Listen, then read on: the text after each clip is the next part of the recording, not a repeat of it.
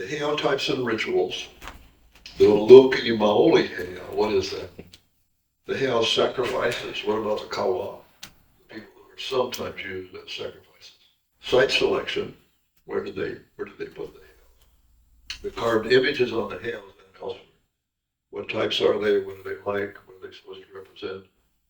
And an interesting job called the Heiau County. That was a very sacred site. A little bit south of Kealakekua Bay, on the Big Island, and not far from Honolulu. But it was a very, very sacred place. So if we got time, we're going to talk about that. It persisted after the overthrow for about 4 more years. There was still a lot of stuff there, so it had to be really sacred to the destruction of the Heiaus and the images elsewhere, to still have images and all sorts of things inside. So let's start off with that. I decided I'd have some PowerPoint things this time, and that will help us as we go. So I want you all to look real close at this. It's not Tahiti. That's when Cook was in Tahiti, I guess probably about 2 or 3 years before he came to Hawaii. And what do we see? There's Captain Cook over there. They're dressed in their Western garb. And then here's a couple of what looks like younger guys, and they're singeing something, which looks more like a dog to me than a pig. Distinctly, it seems to have a tail right there, more pointy nose. And so here's some things up here. Well, that looks, that kind of looks like a pigtail, that kind of looks like a pigtail, but that looks like a dog tail, that looks like a dog tail. So in Old Hawaiian chants, we'll talk about humans and dogs and pigs being sacrificial animals, but I never see anything else about that, talking about using the dogs as sacrificial animals. Pig, a black pig, Heiau, that means more of a pig, was a very important sacrificial thing in Hawaii, and a human came and brought human sacrifices to Hawaii. That was the largest sacrifice you could make on the Heiau. So this is their lele, so to speak, and it's got curious things. Here is somebody that's been sacrificed, and then I want you to take note of this. See this right here? And a whole bunch of them back here, and you can see another one more clearly here. Take note of that. We've got something wrapped up back here. So are these sacrificial corpses or what? And all these skulls back here, are these ancestral skulls or sacrificial skulls? I think it's far more likely that they're sacrificial skulls. And we'll talk about that. And then these guys here are digging a hole. It looks like something, for some reason they're working on something right here. And these folks are here holding something in their hand. I don't know what. But the people will look a whole lot like the people who ever drew in Hawaii. They're slim, their hair is cut about the same, they've got short beards, a whole bunch of them, right? And these two. So these are narrow drums from Australia, south of the Society Islands, where Tahiti is. And this is a whole lot like a Hawaiian gourd, like a pahuhulu, except for this extensive base. One thing we don't know, the most famous of the drums, surely a temple drum, is the Olin drum. And we'll see a little of that later.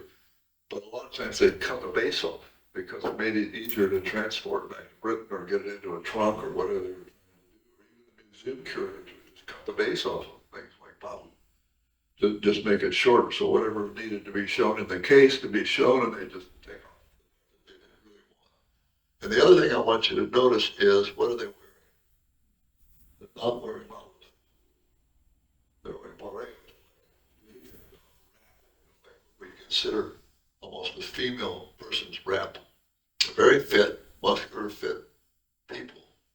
So those are the things we got from Tahiti, from whoever's drawing up. So basically the most simple thing in Hawaii, is a lele, make an elevated platform to the sacrifices.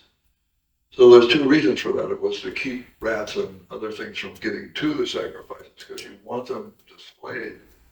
The gods to see them. Maybe they're busy. They don't see them today, this week, next month. Maybe you want to keep them there as long as you can, so that the gods will notice that you are paying attention to them and putting sacrifices up.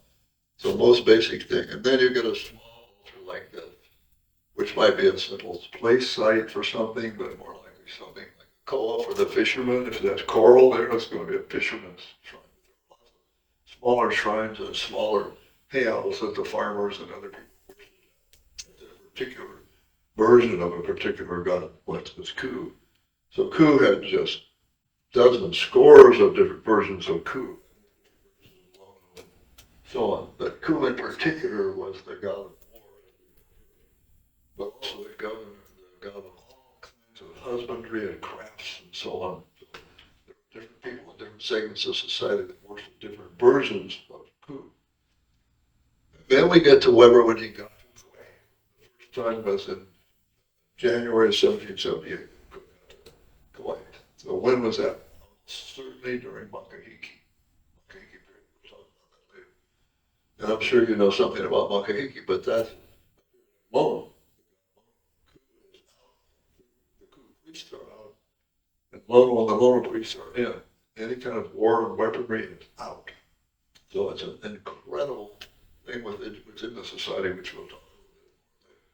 To have two different times out of the year where one you can have war, God is in control, and a bunch of priests are in control. And another part of the year, fixed time, is when the Lono priests are in control, the Lono ceremonies are taking place. No weapons, no war, time for taxation, collection, and so on. So look what we've got here. He drew God images very similar to the ones that from Tahiti, from just a couple of years before. And not the great big image that we think of, except for this one. This big, tall, curving image with very extended forehead. It appears to look like this is the image, and this forehead goes up, up, up. And this is what they call a new tower. And at that time when he drew that one, it didn't have any top coverings. That supposedly in Makahiki time usually would have covering. It would be covered with white top. Very, very distinctive. And Cook wrote about that. They were going down the coast and they were seeing these white towers as they came around the coast and finally anchored that white man. But that would be a typical kind of heiau thing. It's walled, it's got a platform, it's very rough. It does have a holly of some kind. Here's some banana trees out there. And then there's a lily right there, a small lily right there. So the new tower was Lana Mama. Three layers. The Lana, the new. So the Lana was a basic, probably operatory platform in the beginning, in the under part of it, and people of lesser rank could get there. But the middle one, the new, that was where the chiefs could go and participate in things with the priests. But the Maho, the top, was where only the high priests go, as far as I know. The chief even didn't go up to that. But that was, as I say, enclosed or decorated, whatever you want to say, with white top on parts of the year. So this is something I wanted to talk about too. See how different, it's the same thing. See how different it looks? This is now, that thing from being here is now over here. Still got the same images, still got the same house. But when you really want to look at these old drawings and things, you've got to try to find the original drawing. Because once it went back to England or wherever it went, and the lithographers and engravers got a hold of it, they would make all kinds of modifications. They'd cut things out, they'd simplify one thing, make another thing more complex, emphasize something, move things around. So you really got to go back and find the original drawing to try to understand what was really there. Same thing goes for tattooing or anything else. But this was another heiau setting that and it apparently had a lot of enclosure on the windward side where the range would and so on. And this looks like it was a stone image of some kind. It's all wrapped up, and then a couple of carved images with pretty high foreheads, and then over here, the abstract image is more like what we saw in Tahiti. And I don't know what, I think this was, if I remember right, some kind of a burial for the priests or something. So very unusual, nothing like that was pictured elsewhere in Hawaii. Now this is way down on the southern part of the Big Island, really well known, the biggest known heiau complex. I can't remember the name right now. That. So what we've got is the type of heiau olive bronze, a more formal, layered walled heiaus, were kind of like this. So this one shows different aspects of it, but it is somewhat stepped right through here. And it's got a drum house, another little house, another house with fancy trim on it, more of an elite style house. The big keys that were on the Heiau, on the big island, they got there, picture there. And there's that Anu tower with the temple on it. But out here, look at this. All these people out here. What's right here? That's the Kaʻimiloa. That's the Lono. It was at the time of the taxation during the time of peace. So we've got here the great big kahilis, chiefs in their mahia, other caves, and some more of them out here. And then some big images here. One is kind of a helmeted image, and the other one has a very high forehead. And then here's one just like the one on the Heiau that was drawn we just looked at. So what Herb Connie has done is take Lono stuff and probably Ku stuff and old-time image from the Kauai, which was different than the rest of Hawaii back in that time, and put it all together in this painting that he made of Heiau. Now this is the one we were talking about. This is the famous drawing of Cook at the Heiau Lono on Heiau at Kealakekube. So when he came back, what he did was he left on Hawaii. Once they got a whole bunch of water at Waimea on Kauai, they took off and they went up to the northwest coast. They stopped at Kamchatka, and the governor there, they gave him a bunch of gifts and things they had picked up in Hawaii and other things too. Gratefulness for him providing them with a bunch of things. And they went looking for the Northwest Passage. But all the way, they came back to Hawaii. They wanted to stock up again with water and foodstuffs and so on, and head back to Europe. So when they came back to Hawaii, they came down past Maui, they didn't land, they circled around the east side of the Big Island, the south side of the Big Island, looking for a good place to land, and they got up on the leeward side to Kealakekube. It was a beautiful sheltered lake, great big cliffs, fantastic anchorage. So they anchored there, and just like before, the people were really friendly. Nobody was carrying weapons, nobody was attacking them. They were giving them anything they wanted.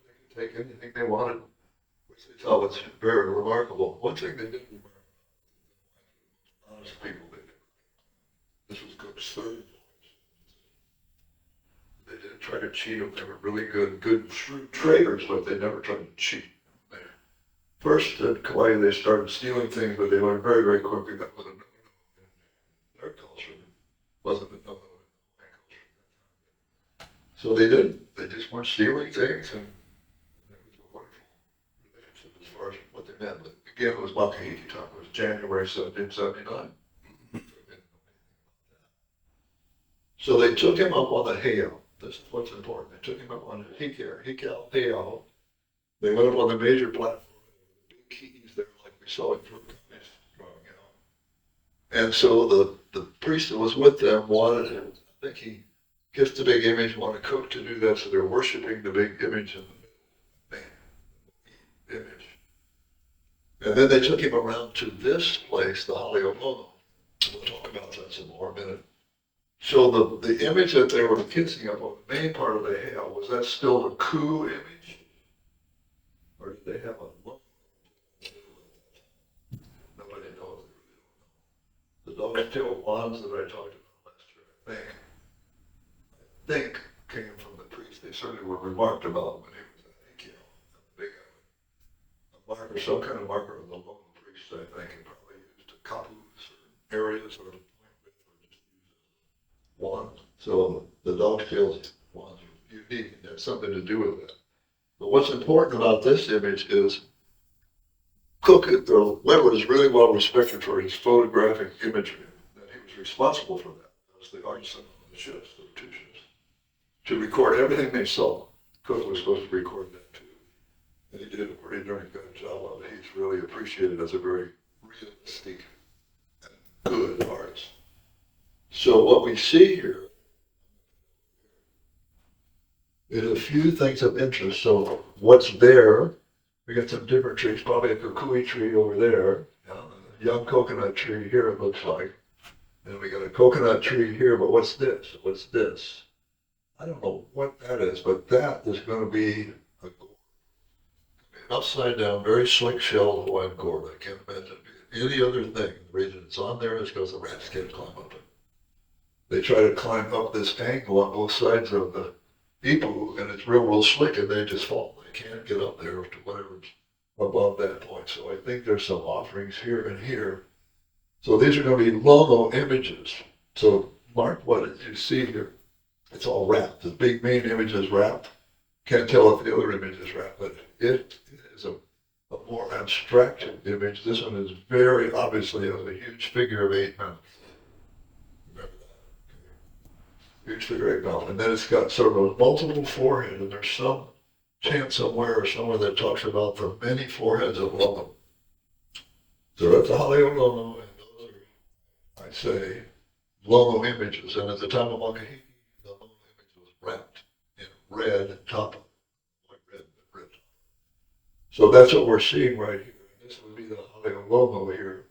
The door would have been low, and so it's just showing over the top of this little palisade, so it suggests that this is actually sort of a platform back here that the holly is built on. And it's got a little gate that looks like to go through to get to that holly right there. So here's Cook and his officers, right? And there's somebody bringing something to Cook. So what it says, if I remember right, is it's a little black pig. And that would make perfect sense because the wahiva, remember, is really important offering for any kind of ceremonial thing and so on. That's an important offering, and especially for Lono. You call Kaʻimiloa, the pig god. Kaʻimiloa is the kino of Lono. They're the same. Kaʻimiloa, the pig god, and all that fertility stuff, and they're chasing Pele around all this parts of the story. If you're hearing about Kaʻimiloa, you're hearing about Lono. And so when the people were praying in the old times, Kaʻimiloa, please come dig up our fields for us, and make our sweet potatoes better, and so on. So then that gets very complex, because as soon as you get the thought of pig, you get the thought of Kaʻimiloa, and you get the thought of Lono. It's all kind of intermixed together. So there's a guy over here doing something, and it looks like, what I think he's doing is he's tearing off the husk of a coconut. It looks like he's ripping off his husk with his mouth there. But notice what we got here. We got another thing here. You can see the forked hooves. So it's certainly a pig. I believe they said that they cooked a pig, so that would be the pig that they cooked. And what are they wearing? Malos. And what kind of malos are they wearing? Male. It's called male malo.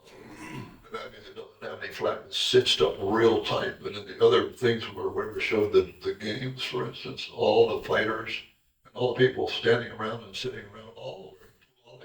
But if you were a fisherman or a fighter or anything, you've got your malo cinched up. Especially the fighter, really, really tight. Your genitals protected to some degree, held tightly, but the malo is so tight.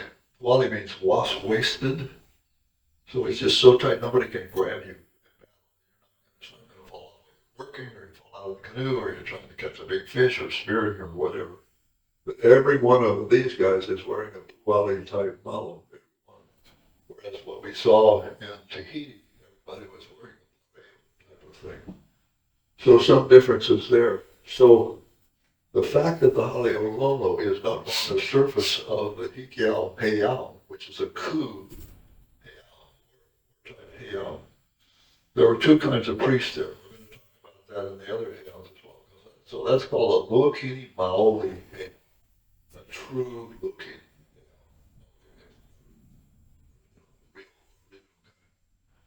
Well, Luakini Maoli Heiau is not very well known, but what that means is that during the coup time of year, you have a coup priesthood there, coup ceremonies, coup idols, and so on. As soon as Makahiki begins, that's when the Pleiades, the Seven Sisters constellation, as soon as it arises, that's after sunset on the horizon, that is the beginning of Makahiki. Now the Makahiki is just sort of organized as being, certain times during the year, but in the old times, the rising of that constellation, that was absolutely the beginning of Makahiki. And then it would last 3 or 4 months. We're not real sure about exactly how long. certain rituals occurred at the end of it, but when did they call the end of it? Not quite sure. But at the time the cook got there, according to back counting on celestial events, it would have been somewhere around November 11th, not in October. At that time, every year things keep advancing a little bit as astronomy. So supposedly it started around November 11th. My cameraman says you should get over here. Okay, so we're going to get back a little more to that, and I've spent a lot of time on this because it's important. So if you've got Heiau on the Heiau, is then by definition it's a Lukini Maoli. So according to the description of the Heiau, the lower priest, I believe it said, had a major Heiau structure. And some of the Heiaus, for instance, Mokini on the coast, would actually have chambers down underneath parts of the Heiau where they could store images of other things. And that would be changed images. The coup images were changed every year. When it came back to the time of coup, they'd go and cut a new imagery to make the major on the Heiau. And that coup image would then be dressed in a loa top. And it supposedly was made by the man. But I think the women girded the coup images. So that, the coup image, the cutting the tree for the coup image, which was Heiau, required a human sacrifice, and then planting it again required a human sacrifice. Sometimes building a chief's house or doing other things required a human sacrifice. And we'll get into that too. So this idea that you've got the duality of gods, and you've got Lono garbed in red tapa. When we think of red being the color,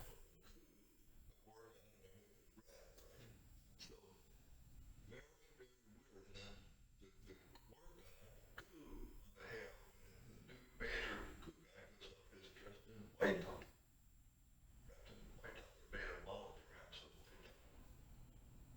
Strange thing. So Apollo, this famous priest,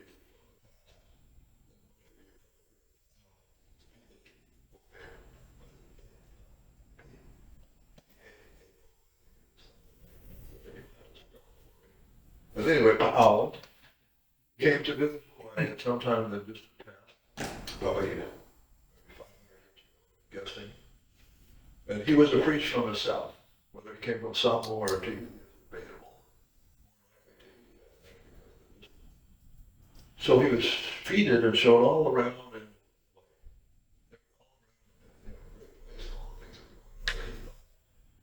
the people were misguided in the way that they were doing things. They didn't have a hierarchy of chiefs. So he went back wherever he came from. And he brought a chief. He brought a chief named Pili.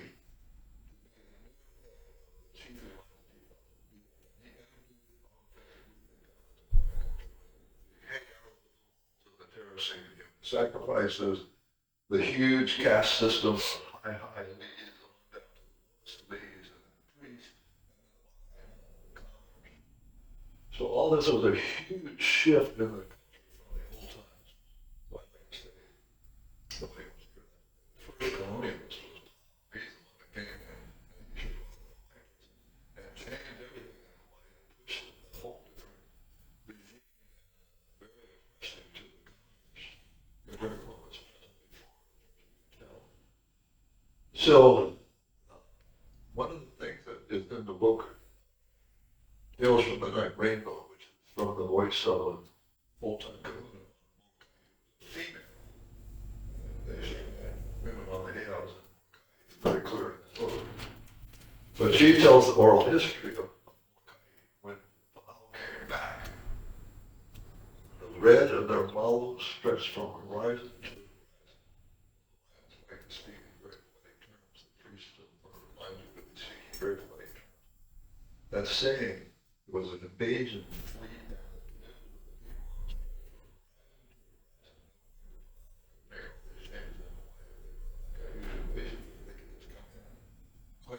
the where they wanted to go and enforce these things and become more powerful and then gradually enforce them. So the culture of the past before that, much more simple kind of worship. Didn't have the stratified system, didn't have the couple system, didn't have the human sacrifices, didn't have the high being, didn't have who was the highest God in the pantheon. Kaʻimiloa was the major God himself. And Mo was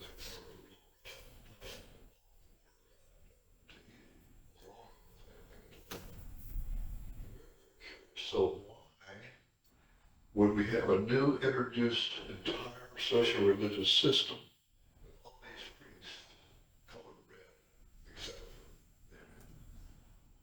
Why would we have local priests at a certain time of year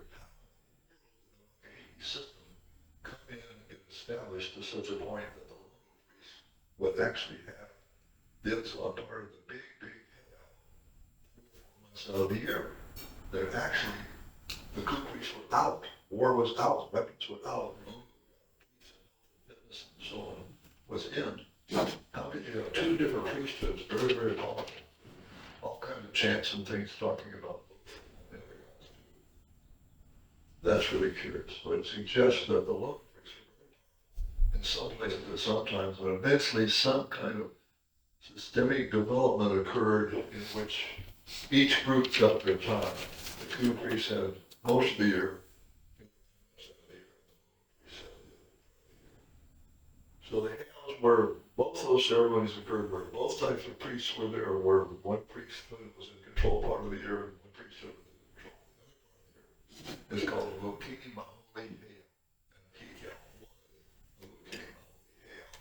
Not only because of what we read about it, because I know somebody who was from the lineage of the priests that he said, absolutely, it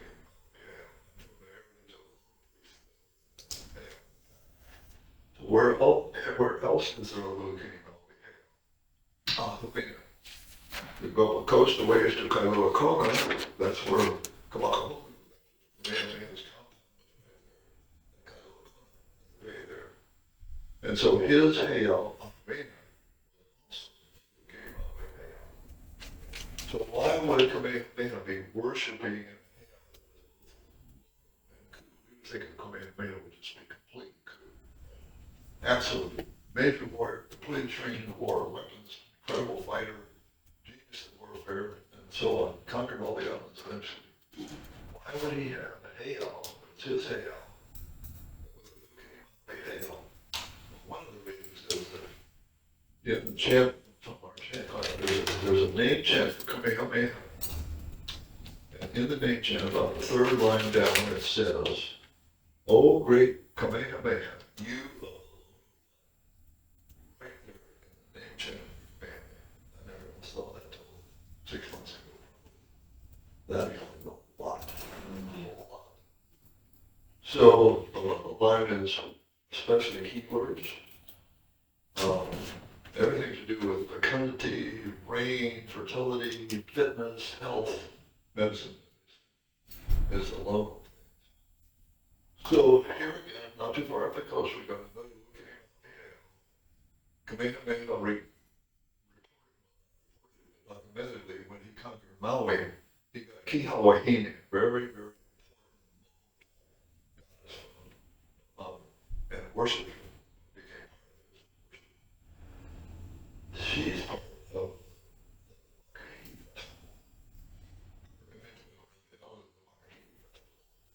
so that might suggest where this duality of Kamehameha himself had something to do with this. And Liholiho, his son, was also highly trained in his own Heiau nearby. And it suggests that probably Liholiho was doing the same kind of thing. Now we go up the coast far. What do we get to? We get to famous war Heiau. And just below the huge Heiau is the old Heiau. It's been restored. But that was the Heiau.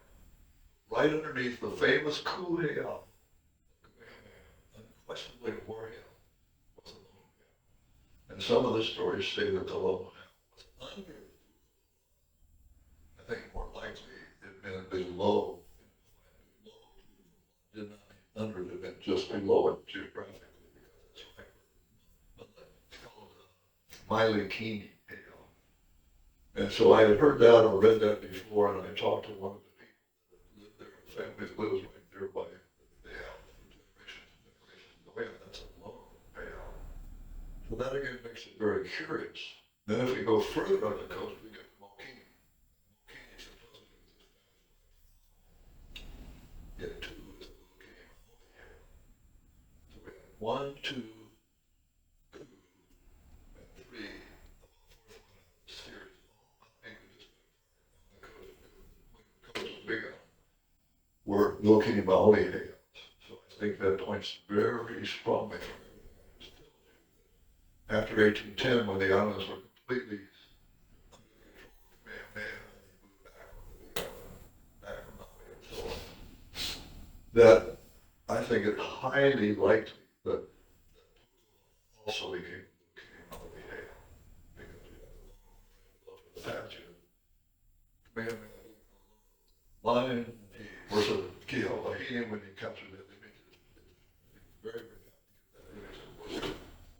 And so what that would mean would be from 1810 to 1819, when the government system was finally overthrown, in those 9 years, I think it's very likely that Fukuoka as well became Heiau. If it did, then you would have those two animal proofs of the Heiau. Locating Maui Heiau too, importantly, had a portion of the Heiau for women. So women were worshipped in Hina and had their ceremonies had a section on locating Maui Heiau, which people were there to sell.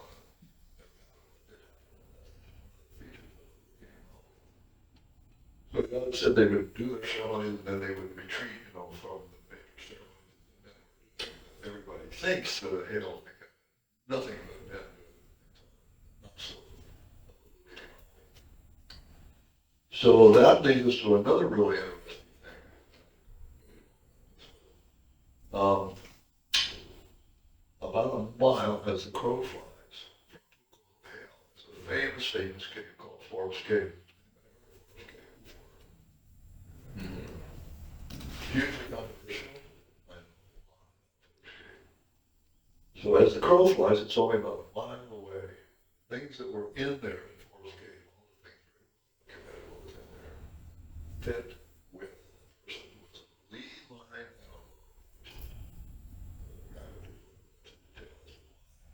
one of the things is the two images, the Kuakai, two of them look just like, they look just like those images there with the great big clear red mouth, the great big multiple foreheads on it. I see those images. One other thing I have is the funny funnel shaped thing, real funny funnel shaped thing made out of wood. It was in Forest Cave. It doesn't fit with anything. One possible thing within the culture. And that was a type of treatment that they would use, both the purified chiefs or to try to help people. Early sickness on the intestinal thing that they had. Invading Kauai for the second time. Boki, the high chief and assistant of his, cured Kamehameha, Keʻimiloa, the grandfather of Kaʻimiloa, who died. Major general for Kamehameha, and other people died in the whole invasion of Canada because of that. But they would administer this either as a purging of the chief. It was incredibly painful and literally death-dealing. People would actually die from it because the pain was so great. Or ulcerate their intestines. So it was delivered by animal. Lots of things in the White House. Animal. You knew exactly what the patient was getting, how long it was in there, what the results were. So delivered by animal. Part of it was probably has a whole lot of tannic acid in it. But whatever it was, when it was delivered to the person, the chief brave enough to do it for somebody they were trying to save, it was unbelievable.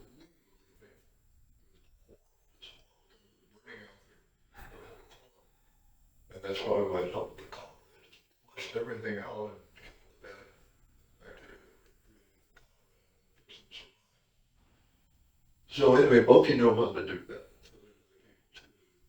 And so from my concept as a doctor and what this was like, unbelievably painful.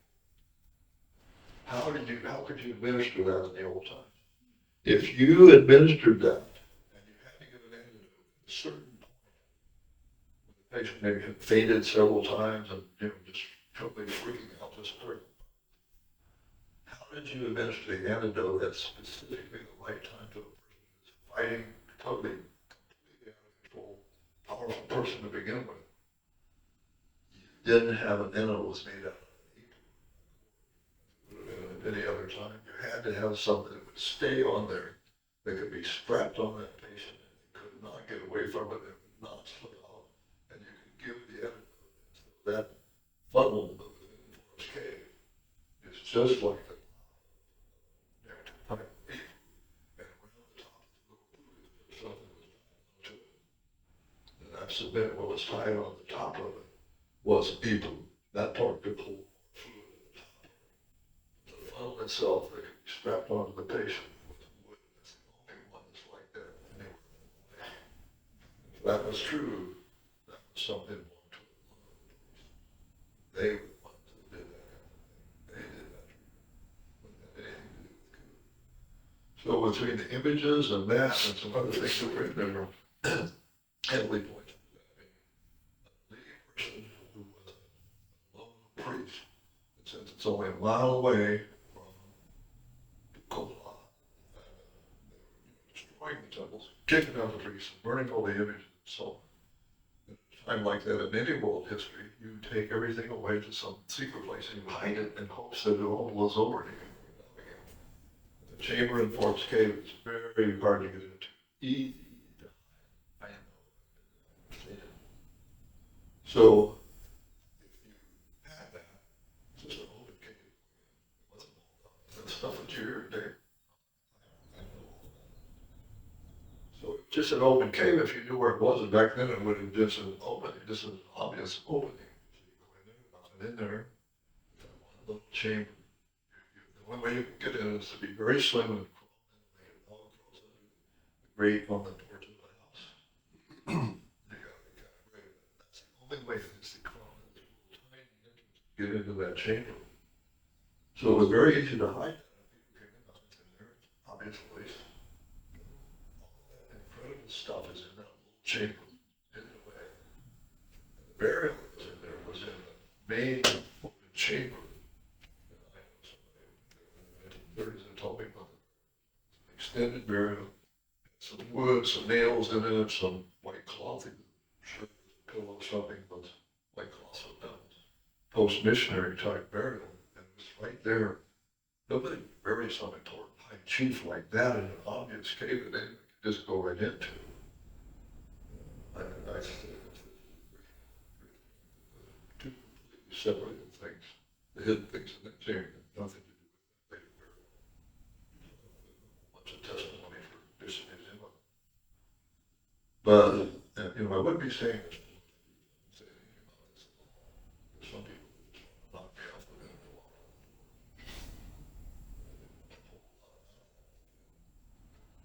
No, when you have gone to the person who was there in the 1930s and tells you what it looked like, it was still there.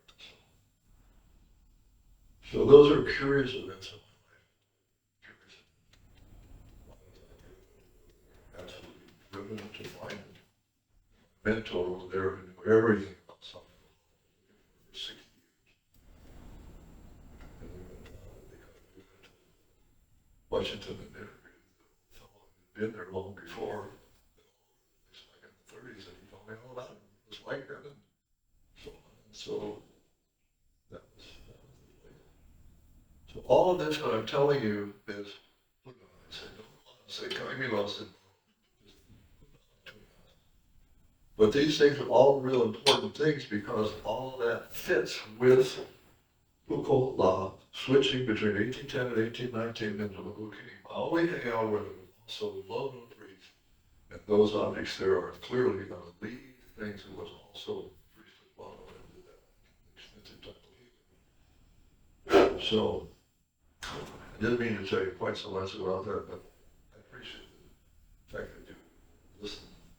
Now, another thing I want to say, if any of you folks know anything and you disagree with me, speak right up. I'm not shy, I'm not going to be offended. You can tell me anything you want. You can say, I can't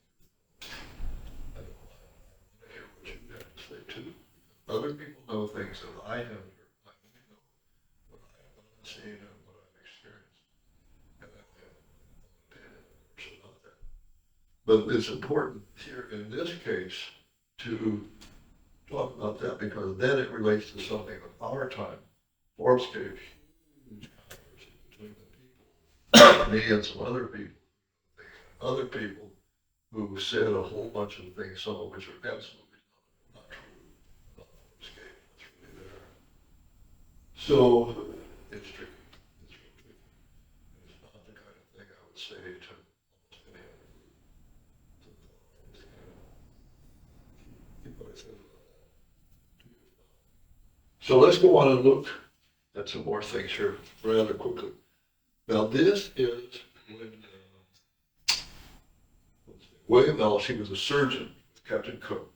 Here he was, right, 1799, and they're at Heiau, and he drew this. Now it's not a very good drawing, it's small, so it looks but what's here? We've got some abstract images. We've got some kind of a mound of rocks probably here with some big sticks. We got a tall type of image, Heiau type images, right? Then we've got a small lily out here with 1, 2, 3, 4 of those boards on the legs of the lily. I think they're.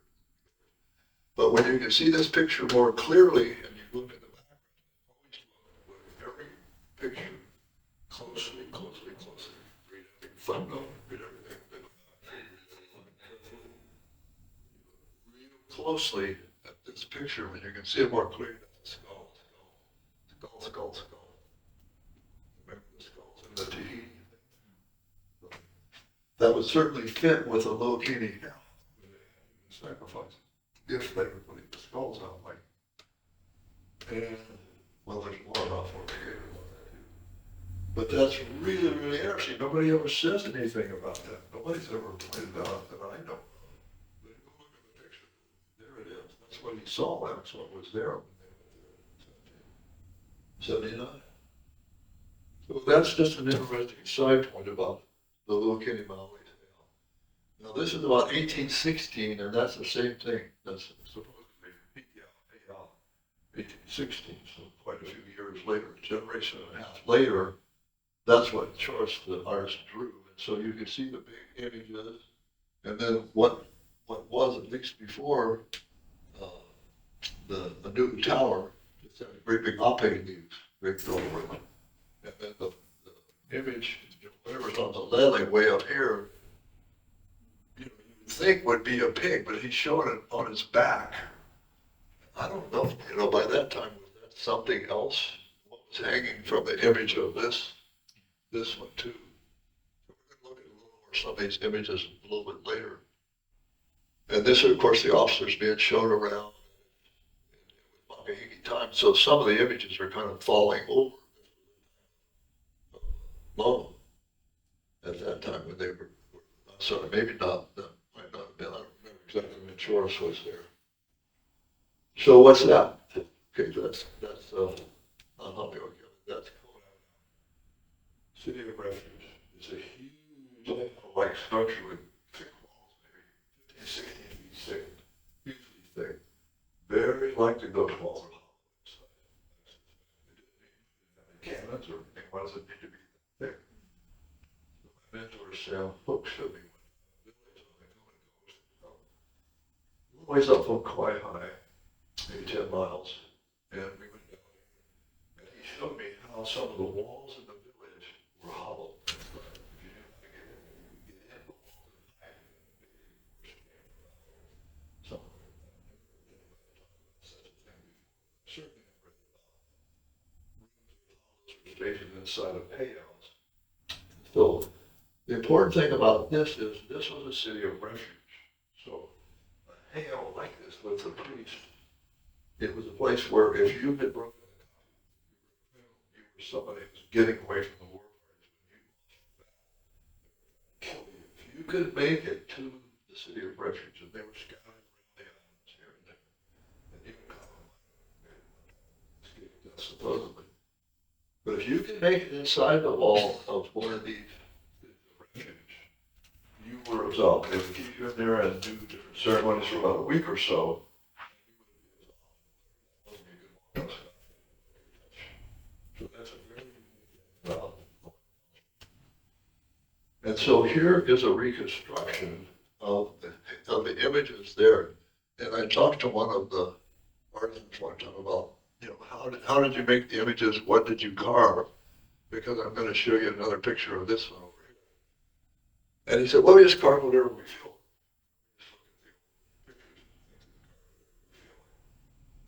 Fair enough with me. I think a lot of male images were carved fit with what their job was.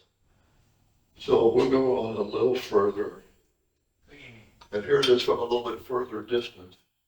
This is out on the point from the big major part of the city of refuge. There's been a reconstruction. This is wait a minute, this is the Heiau. Oh, come on. A question about now. So was that as a pu'uhonua, was that a functional lono heiau? Did it come under lono? I don't know. Maybe it's somewhere I read 40 years ago or something, but I don't remember it saying it was ku or lono. I know there were priests there that could absolve you of things, but which priests? Thank you. So this is again what was shown in 1816 by Torres. That was where Kamehameha was. So he was still alive at this time. 1819. And this is where he lived. I mean, the holidays where he lived were just right here at Kamakahonu, at Heiau Bay there. So what we're seeing here is some different kinds of images, and the one with the bird on the top, it indicates somebody. I can't remember if that's supposed to be wrong. No, the bird on top indicates a type of image. Then you got some smaller ones. You've got a leve here, and a leve here. You've got a few images out here on the edge, and two new towers that are very stylized, and then some more holidays back here. And you can see some of the images had wraps. This is had a wrap. So we don't know quite what. And then if you look at this same drawing from other artisans or other lithographers, it looks different than this. It's a woman with a little child walking along. But that Heiau has been restored. And by the way, the real fancy houses, just like the one, they would have the ferns and things, the different kind of thatching along edges like this. It made it more fancy type of dwelling or something with on the Heiau. The fence would probably have been ebony, this real white with a little bit of the black horn. But we know that Heiau, maybe that was Baka and Waipio and Lama wood as the fence. And so that's very hard to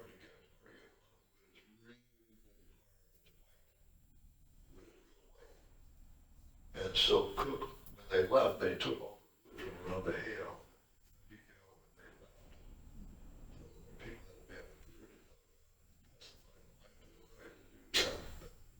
Came back. He was lucky he was lost. And then he left because he came out. Something happened and he tried to pull a power play on the sudden they killed. 2 weeks before when he left, he would never go back. So nothing ever happened. But he knew nothing about how those things work. So anyway, we can kind of see what that Heiau looked like. And then Boy, I think back in the 1990s, that's just a different version of the same thing, but you can see how it's, when the designers get a hold of things, they start changing things around. So this is, where are we now? We're back. No, this is on the seaside of Aquina, looking back at the new tower without any wrappings on it. And seeing some of the images that the holiday that was behind it from the sea side after Monroy restored it. And same thing again, just looking at it from a different view on the water. Now that's the famous spook. But that's by the Kini Heiau right there. The old right there. And that's so as far as the fear that Kuipuane, some the seers as they were called, they were seers, they could look inside but they knew where things where they ought to be from all kinds of history from there. Many things going into their mind where to select. But they selected that hill right there, just above on good side of Lono Heiau. And then down here was a beautiful beach area down here, which no doubt was somewhat different in the old time. But that's where Kamehameha's sort of recreational compound was, way kind of fun, right there. And John Young, the only man that's there with it, that Kamehameha captured by necessity, became his gunner and so on. His stone house is right over here, the first two-story, I think. And he was the overseer of this compound. He was overseer of Kamehameha's storage areas right here. And it was hugely lucrative because of that. Ships would come there. Also made salt right there. There was a little stream that came down right here. And they made a lot of salt in salt pans. So they had a lot of the pigs from one of them. They had big yams. And, probably some taro, but it's dry side. So they mostly had sweet potatoes and big yams. Pigs and the salt to trade, so the ships would all come there. So Kamehameha had given some choice spot. He was made a high chief. He married Kamehameha's granddaughter beneath him, but he was a humble person who came out a long time ago. The king so incredibly trusted that he did all that, and as they say, and Queen Emma, almost became the queen of Hawaii. Was the granddaughter.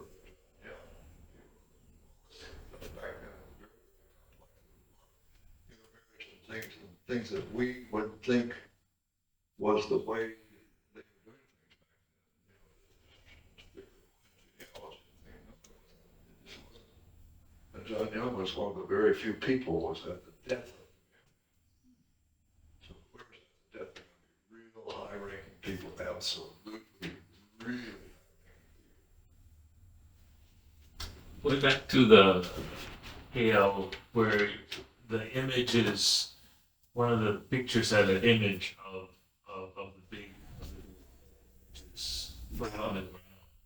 Is that going back to your story about when it was time for Lono that they put down the cool images? No, I don't think so. I think that one that was leaning and the other was down, whether it was just, maybe it was like a time or something, but the major images of the Heiau, this one being taken care of. The major coup image on the Heiau was restored. A new one was made every year. And the was made to address that image.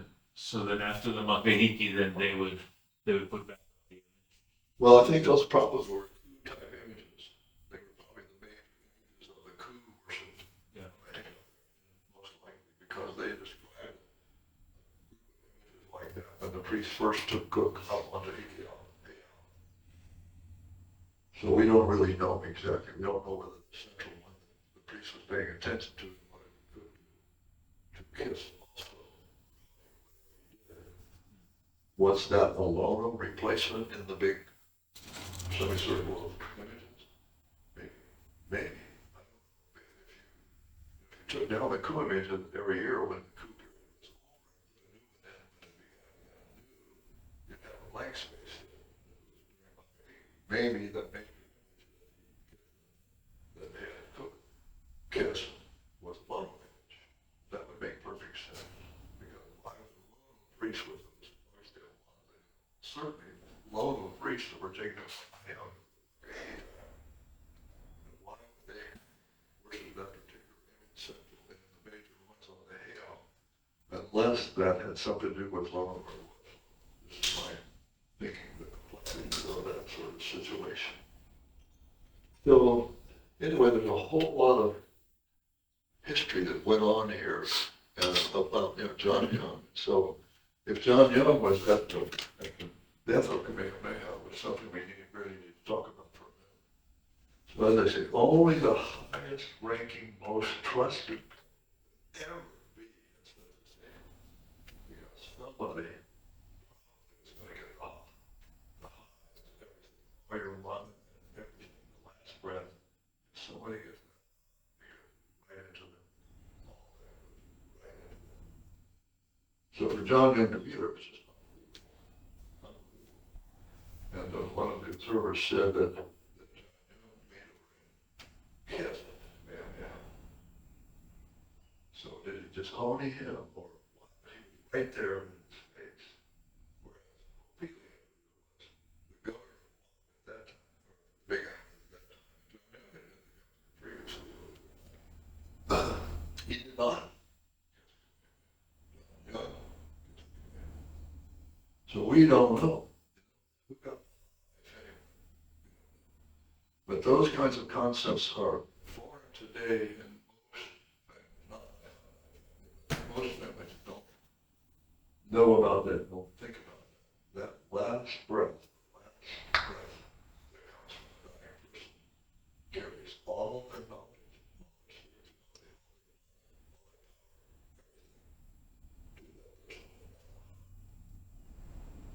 all these things are so complex and so incredible. Story. John Young has the with Kamehameha. Guns, getting muskets and gunnery and little cannons on his canoe. John Young, teaching the whites how to use muskets and so on. Kamehameha supposedly had 10,000 muskets when they were made Kauai the first time. 10,000 muskets.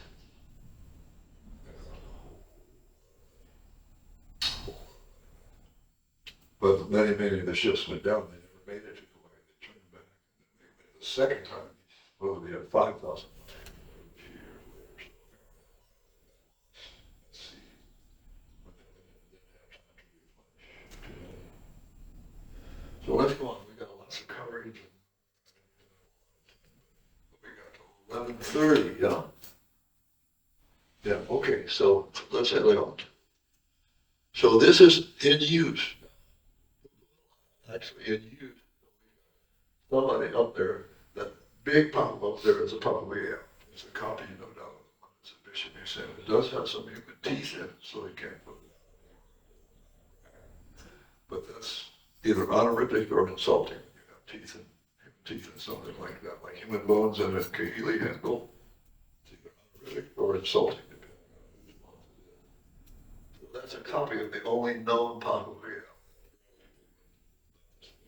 Taken a really big shot to make the top of that. But these ceremonies, and you can see this was some hula platform or something at this particular time. Then they hear some banners, by the way, here, feather banners on this, or like the banners that were on the back of the chief's canoe, sea to sea. And then that's Mokini. That's the one that's clear on the area of the Big Island. But the photo is Samoan place, very well known. So, if Paau had, settled there and built that heiau, people said, well, Samoan, not necessarily because names were carried on through Polynesia, legends were carried on through Polynesia, so even they got the name from Savai'i. From Samoa. Just Savai'i in the western part of Samoa. Savai'i, that's the same word as Hawaii. Exactly the same. So here was how they built Pukohola.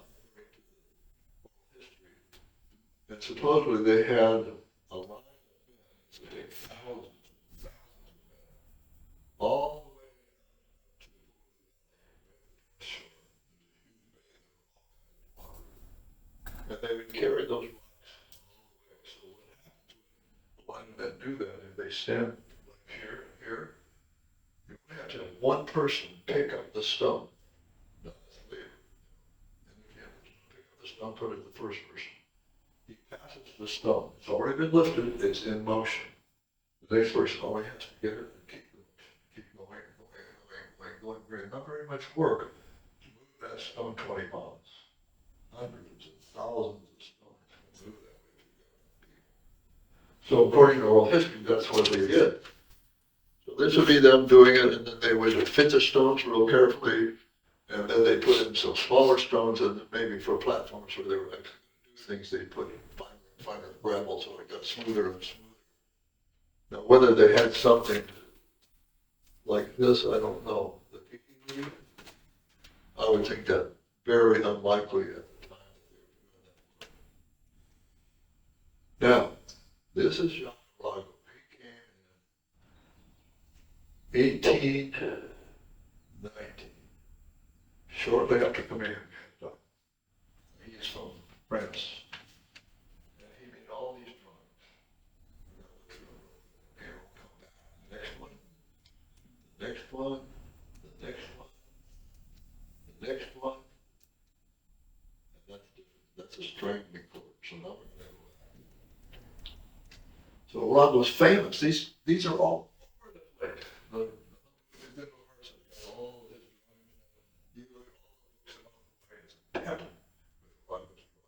Very, very dramatic. Great. Perfect to put into motion. All the tattoo images. Research them, like I said. The original drawing, it would be unbelievable how those drawings have formed. We see today and people say, well, that's all I have to do. And even the stuff that he put on at the time, a lot of people, funny little marks, they sort of look like long lights or something. Funny marks got it around. Those are burn marks. You take a hollow type of wood that burned easily, get it lit, get it into a coal, and then they burn themselves with that. You can make it not mark, we make it not place for a long time. Year at least. Inside a morning, funny, that's mustache funny. He shows that in those drawings. I think those are appropriate. He shows the women doing things like a naked woman beating top, big breast, beating top. There's not a snowball chance in hell that that was actually happening at that time. Boy, I don't think so. And he just loved showing bare-breasted women with big breasts.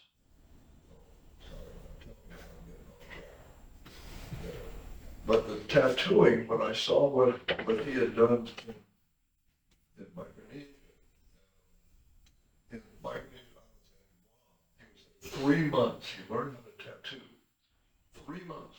He's showing people tattooed from back over there. The same tattoos he had plastered all over the floor. Nobody else except him showed that kind of tattooing all over the place.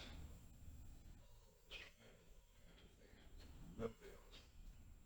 Well, Captain Cook's time said they do some marking on their skin, but it's not too common and it's not as good as in other parts of Polynesian. 52 ships came to Hawaii between Captain Cook and the end of the century. Not one of them mentioned the word on that tattoos all over everybody.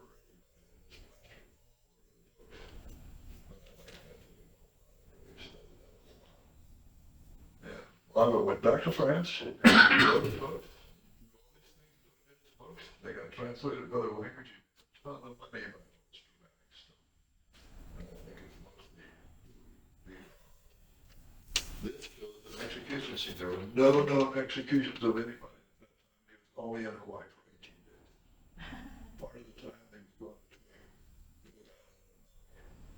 didn't have very much time. The dude was tattooing. He knew how to tattoo. He said he tattooed Kaʻimiloa, and maybe he did. But anyway, it shows a couple things here. So here's a chief. Let's go back. Here's a chief. And there's one chief standing here. He's got a beautiful mahiole. Here's another chief. He's got his mahiole and a fancy tapa. They're standing right here, and the guy's going to hit him with a club. Blood is going to spatter. Blood is defiled. Believe he would never, ever.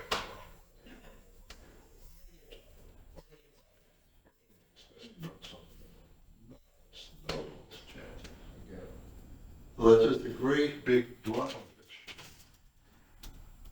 And then we got this one. Here's this guy.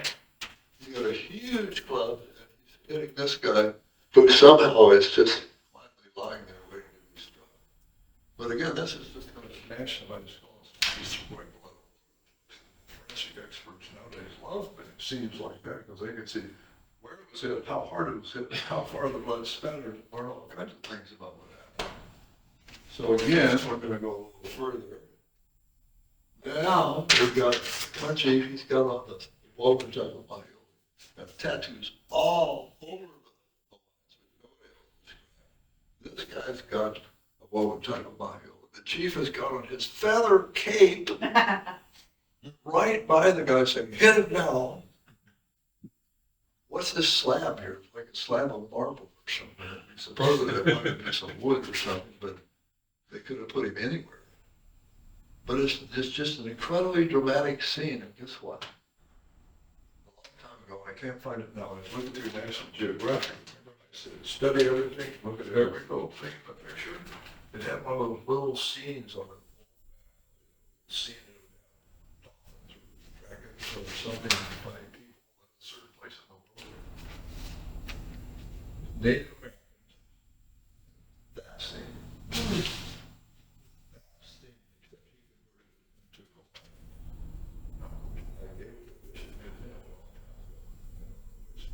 Which it should have been,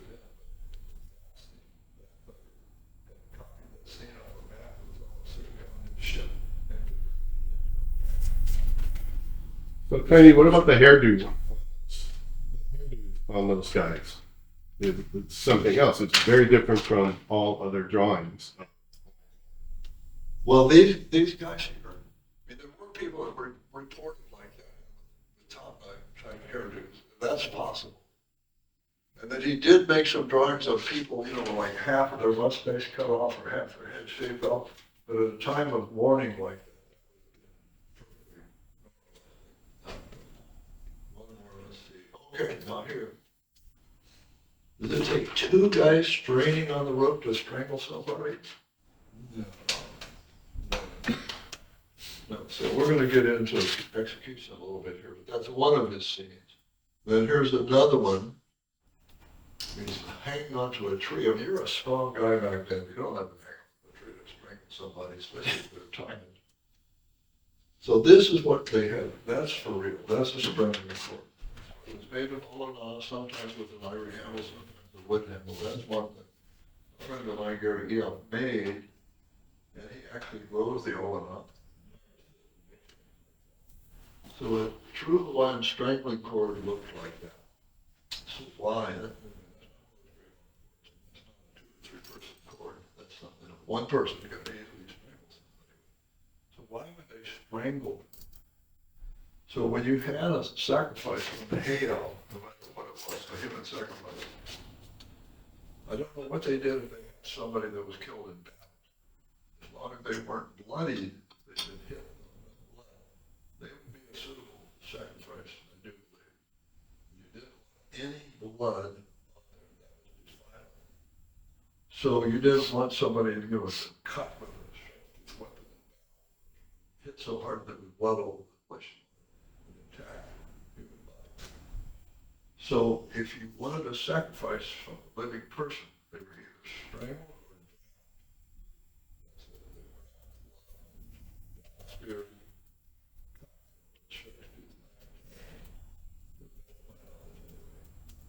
They were strangled or drowned. So that way you. There is a famous Olelo no Iau for Kaʻimiloa that says Kaʻimiloa,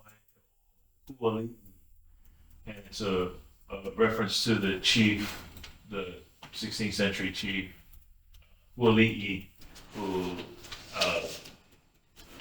drowned his victims, or the victims were drowned for sacrifice in the water. Kaʻimiloa, something. It's in the. So those are all those little hints, those little tidbits that will fill in the pieces of the puzzle. Yeah. And So it's really helpful if you can read Hawaiian and speak Hawaiian and learn how to translate for yourself. Don't always believe the translations. I'm not fluent in Hawaiian. Not uncommon that I don't believe the translations because I'm seeing the count of what they're really talking about from the gist of the whole ole or story and try to read what's there because you can't just translate literally at all. Especially the people that were well educated and well trained. So let's go talk about that a little bit. And so we'll digress for just a minute. This is the one that I told Connie. This is Aina. Usually they call it evil Aina, which would suggest soil lordness. Slot basin, that was a chamber pot, spit in it, put it in it. So it was thick, it wouldn't be an ordinary thin gourd or thin, it would be thick and strong. And then sometimes they decorate them with human teeth. So that was the original placardwood visit that Bishop Museum was still on display. But they didn't decorate the thing, they were desecrating somebody.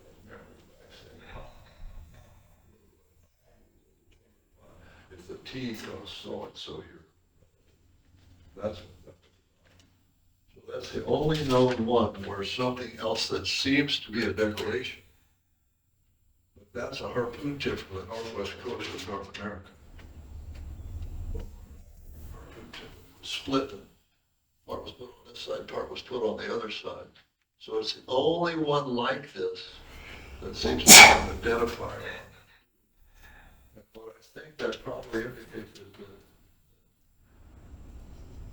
that I digress to say that I think people did come to Hawaii from time to time, accidentally. And there were things that they bought or ideas they bought, or there the oral history of this one person coming is lost in time. But there's a tribe in southeastern Alaska whose oral history says that they had 3 ocean voyaging canoes that went to Hawaii, and 2 came back. That's the spirit point of the chief that so I think he got, married some chief's daughter, or got 2, him up, or tried something tricky against the chief or something and got killed. And so everybody who knew about that kind of history, when they saw this non-Hawaiian spirit point, or point, sunk in the chamber pot, knew that those were the chiefs of that person, and or some of his followers. No other one like it. And that's very distinctly one of those points out there. So that perfectly with the oral history of the tribe, which is not known in Hawaiian oral history. But Kaʻimiloa and Mokiale went up there, and genealogy suggested they had genealogy from up there. As soon as they got there, they tried to them and said, yes, you're part of the people that went down, and 2 came back and 1 didn't. So we know nothing. They hadn't gone up there. I heard that from them myself. They told me that. So that's really interesting old-time history. Now, let's see, we got to go to images. Does anybody have any questions about anything or comments? Anything at all? Got 1, 2? Go ahead. What were the infractions to merit strangling? Yeah. What infractions? Typically. Very, very, very. So the common system, for one thing, was extremely strict. So the ceremonies got more and more.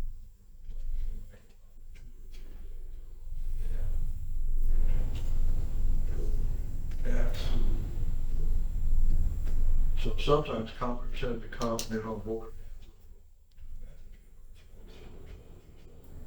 From a certain point of view, or something you didn't dare.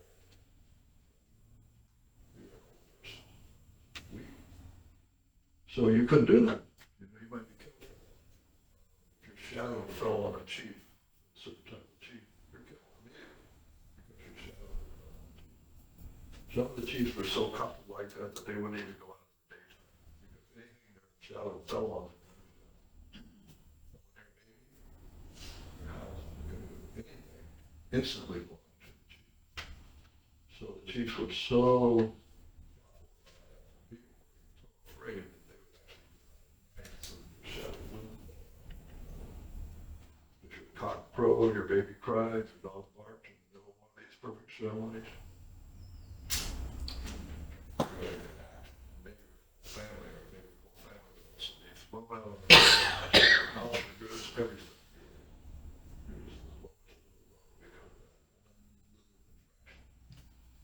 So any of these things when you wrote the copy, say some woman eating something that wasn't eat, you could be executed for all kinds of things. It didn't have different degrees of misdemeanors and felonies. It was serious, serious stuff. So that's where the so-called criminals were mostly the top. They weren't thieves much, and they were a big deal. So the couple breakers that were the ones. So why so severe? If a human sacrifice is the highest sacrifice you can put on Heiau, the Lokini Heiau, which by the way means multiple pits, so they had so many lelis and so many sacrifices, they had multiple pits where they would put all this stuff and just sit there. And the sacrifices would be on the lelis as long as possible, hoping that the gods would notice that the people were reverent they needed to do. So if you put the sacrifice just on the side. Reportedly, the highest sacrifice you could make would be a human with one arm over a great big black pig and the other arm over a great big black pig. So the pigs, from what I've seen in drawings, I think it would appear that they're also prone. And so you've got the two great big pigs and the human being on the left leg like that. And remember the Heiau we saw where the carcass, whatever it was on its back.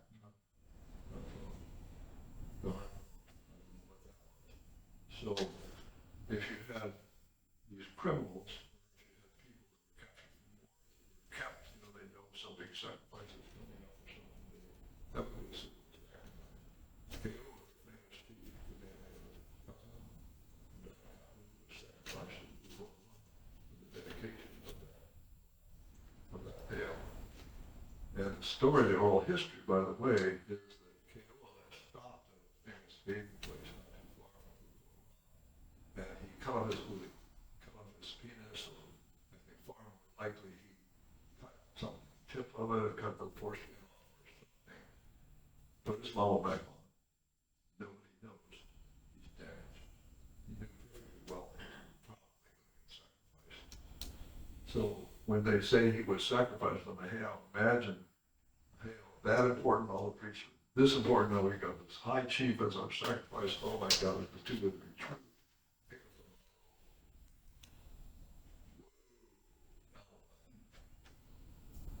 But stuff going on, but they saw that apparently was sacrificed. No.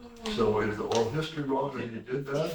It could be an oral history from Kaʻu. Oh, he did that to thwart the man. It's possible.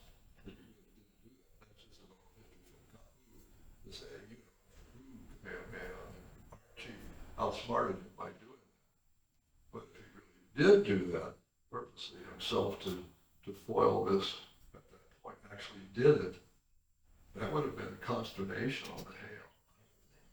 The priests that were preparing his body for sacrifice must have just absolutely, what are you going to do under circumstances like you're supposed to have a perfect body? And no. So the idea too that somebody speared him would also be at odds with wounds on the perfect sacrifice. It doesn't make sense either. So we don't know exactly what happened. Okay. We don't know exactly what happened. We just know that Kaʻimiloa was supposedly the big sacrifice of the dedication of the Heiau. So probably some of the oral history has been mixed over. The fact that he was sacrificed. I say that there's a book.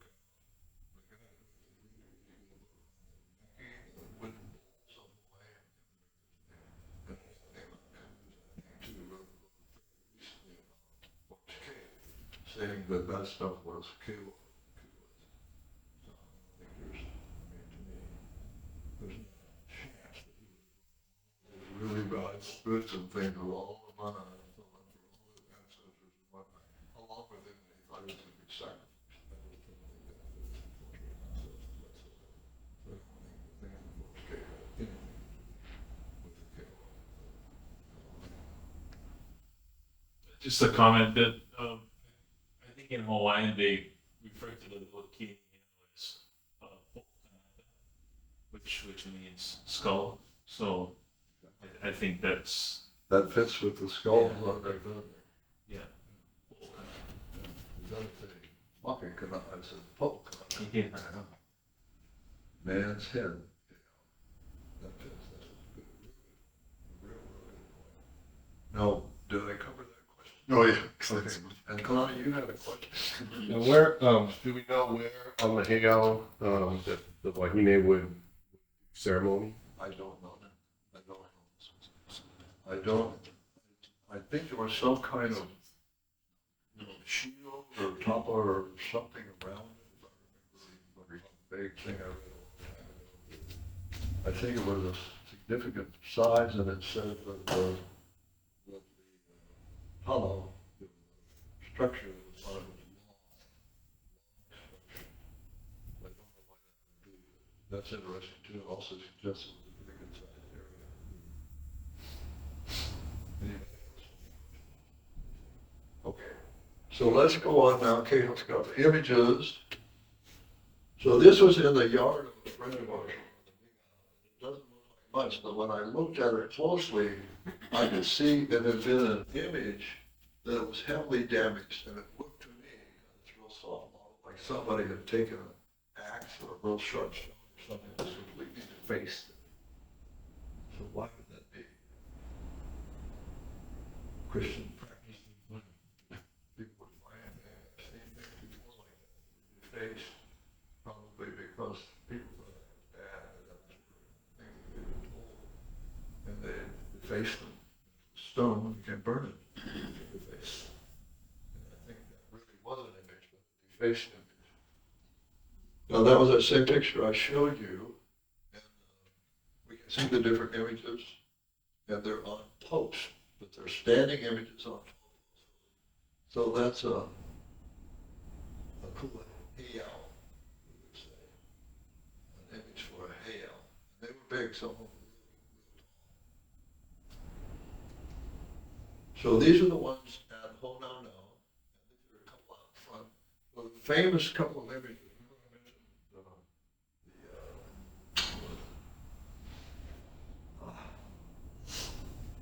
what's the name of it? The Heiau. There's another one. Heiau. When the captain brought back the body of his wife. Hawaiians were so grateful, and by this time it was 4.5 years.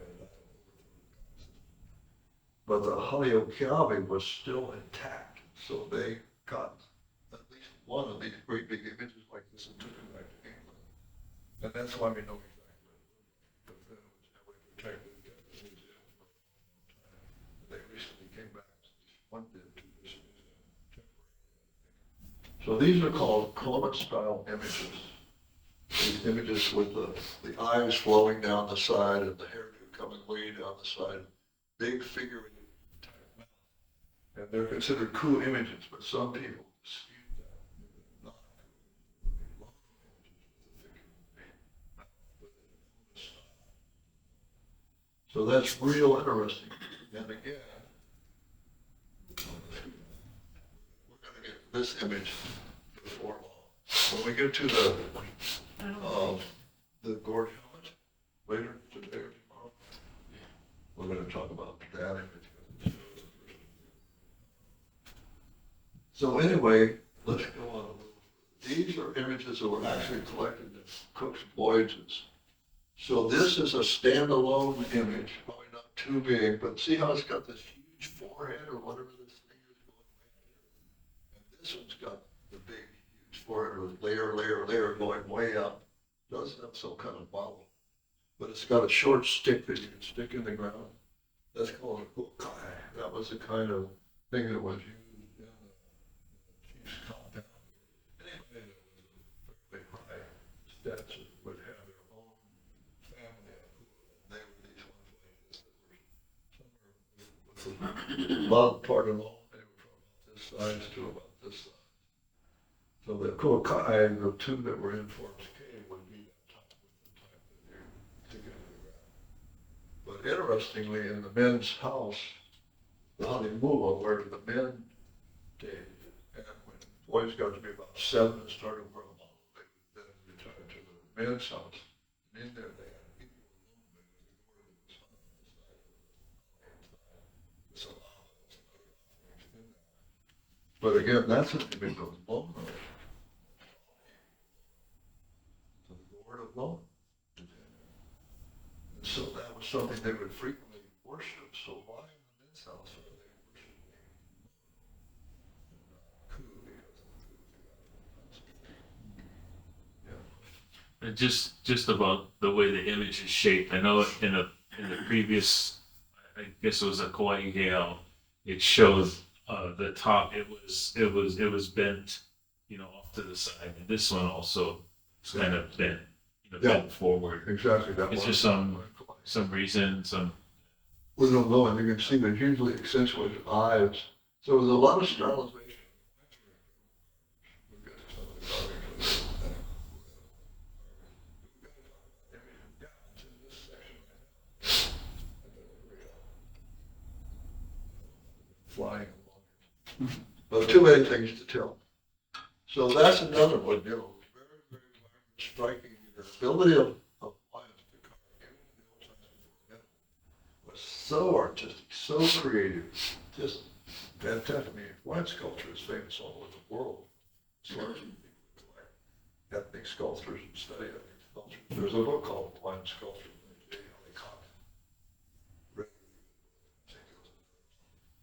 But that's just a different one. The protruding tongue is pretty common. So what does that mean? They're speaking, obviously it seems, but in some of the areas, the tongues are really prominent.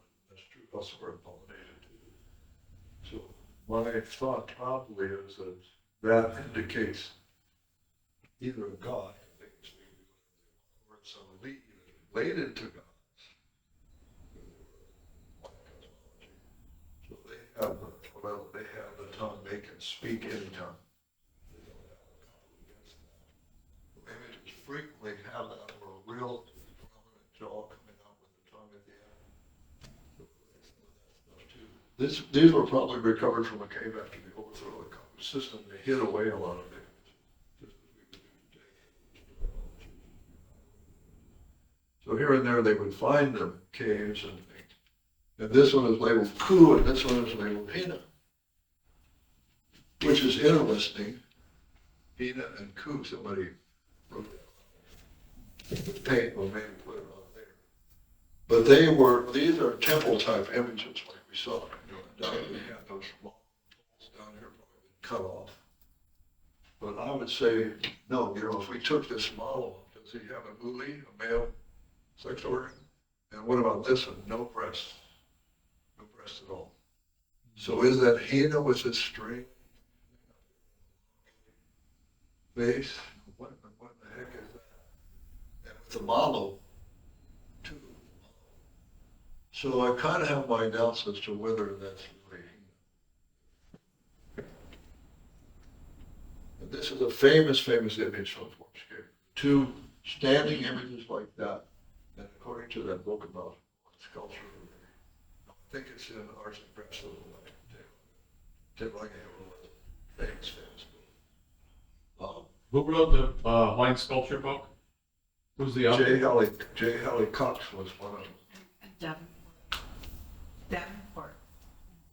Davenport wrote that one? Yeah, with Davenport, right? So there are two. Oh, with it, Yeah, Davenport. so there are two authors.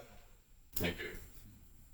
So these, you know, are very, very anthropomorphic. You can see how much more closely it is to a human body. You can see what she looked like, large breasted, kind of pendant, like she's old. Showing before. And this, on a stance like this. We'll get to that too, but again, offensive to a lot of people today, but a couple, when they did a lot of losing their station and so on, I think. But back in the 50s, they started uncovering it. They did a lot of excavation of those things and minutely studied. So today, I'll wait on it, but that's a different time. And so they absolutely studied every imaginable thing. What did it tell us? An enormous amount. And it showed the particular facets in their knees and hips and things showed that they spent a lot of time just like they wanted in a bent knee stance. They spent so much time squatting that they developed a different structure on the bones and they can see those things. They saw what kind of diseases they might have had. They saw a fair number of people called feet. Things that suggested they're pretty closely related to populace. Kinds of things about what the people were like, what the features were like. Some of the people had shaped heads. I'd never looked at that.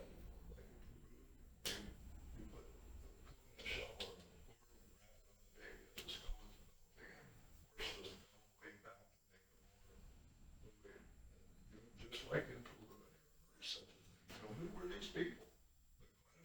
Had shaped heads. And very few of them had any kind of war injury or anything like that. Just didn't have that. What else did they find that was so about their teeth, the type of jaw? Some of them had a locker jaw. In Asians where you look at the jaw on the side of it's crooked. Some didn't. Straight. So why did we have these two populations who were these ornaments, burial goods? Virtually zero. One little group, and virtually nothing else. So that's vastly different than the stuff you're virtually no. So it's really, really valuable if you can just look back in the past. What was acceptable? What we can learn what was acceptable? And that was by Snow, actually, researched the urine and he passed away in his widow. But it really is fascinating. And another thing that's hugely fascinating was a number of the burials had been dug up and the bones had been fractured to get pieces of bone to make bishops or whatever they wanted. That was the biggest family from away and it was humans. That's what it was humans or bishops and other purposes. So a number of them had been dug up. So who was that? Later people who just found them and didn't have any record of that DNA on us, so they just figured they'd use them. So they knocked the long bones and then throw all the remainers back in the grave and bury them back again to the meat. That's what they found. Today, people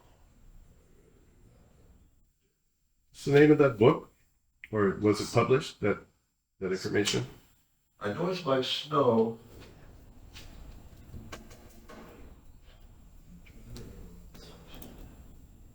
I don't know if it says something like, ancient Hawaiian or something like that. But it really wasn't. So that was something that would be in the museum or something that would be on base? A lot of those went to Bishop Museum.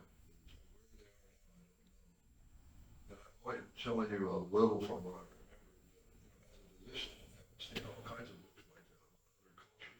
There's just fascinating things in there about, what their bones were like, the men and the women. Both had really, really strong bones. They had really big muscles. So, the real strong legs and the real strong arms fit exactly with what they found in some people. Because they could tell from the attachments of the muscles of how big the ridges are. exactly how much musculature they had. And I said that the men and the women were heavily musculature and heavier musculature in the arms and in the legs. Interesting stuff. So how am I, I may be telling things that's offensive to you, but sharing things that I think are important to hear, because nothing to hear about today. So anyway, going back to this again, Bill, as they said, the ones that stand alone are the ones that don't have the hair in the image. Usually, very seldom in the keys that were on. The big keys on the Heiau didn't have that little kukais that the chiefly images didn't have hair. But some of them did have hair.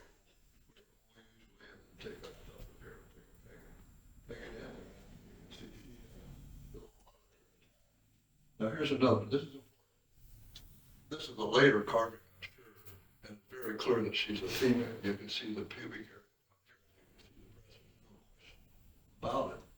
But these other images oftentimes have this shield-like chest. That's just a stylization of the one carving images. It doesn't mean that's breast. That's just the way they carve the chest of a man. But see the stance? That stance. So why that? Part of it would be if you knelt all the time, then you get real tight hamstrings. It's really hard for you to stand up like that.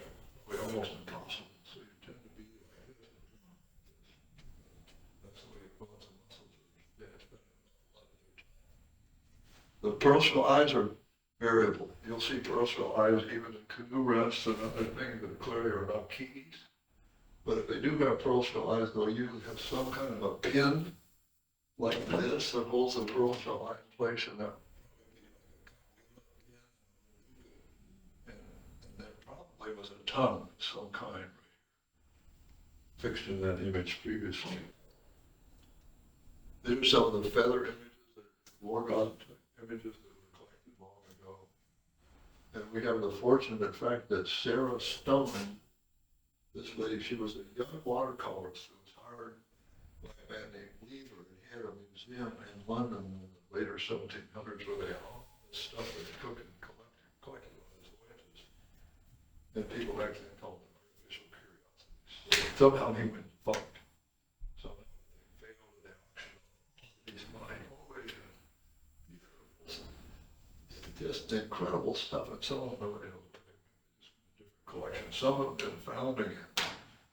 But somewhere around 1802, he hired Sarah Stone, this young watercolorist, to come in and make and color watercolors all this stuff. So we can see how it actually looked before the moth, say, all the feathers off, before the nose fell on, didn't have any fur on it anymore. Exactly how all the things look. We have this priceless book of all these things that this young artist did. So this is Makahiki time. A huge crowd of people. Of the piece. You've got the boxers. And this is the Kaʻimiloa, the long image of Loa. It would have some sort of a sail-like thing, down some bird skins, like an albatross and maybe some other birds. And albatross and some other birds will land on the masts of ships sometimes. Check that maybe this Loa's history came to Kealakekua. The god. When Loa first came to Hawaii, he came to Kealakekua, exactly where Captain Cook came, and he said, "I'll be back." He was the god that became the god of Makahiki. So here comes somebody. He said he'd come back on a floating island with all kinds of goodies. Here comes a ship that looks like a floating island. The masts look like trees and branches. Got sails hanging down, has all kinds of goodies. He comes back exactly where Loa said he would come back, at exactly the time they were. It's a really fascinating reason why the people would be worshiping Yamamoto, because they looked like a man, but God, man came right back where he said he was going to come during Makahiki with exactly the thing like he said he'd come back. So anyway, again, they've got the Pu'ani Malos, river and stuff, and so once in a while they kill each other for boxing. But they maim each other fairly often. This is serious.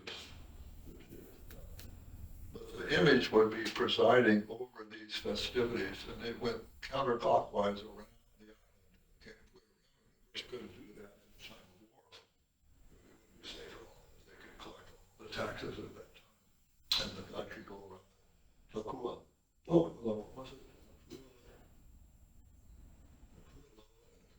Something like that. The shorter image went around the other way, clockwise, and it didn't go clear around. It was making excursions from the chief's main place. But there were some real serious complexities with the processional that are really obscure, but really, really enormous. Why would they, the Heiau image be something? And then this mortal goddess from Maui, why would she be part of the Maui procession? So there's some real interesting stuff. So here they are fighting.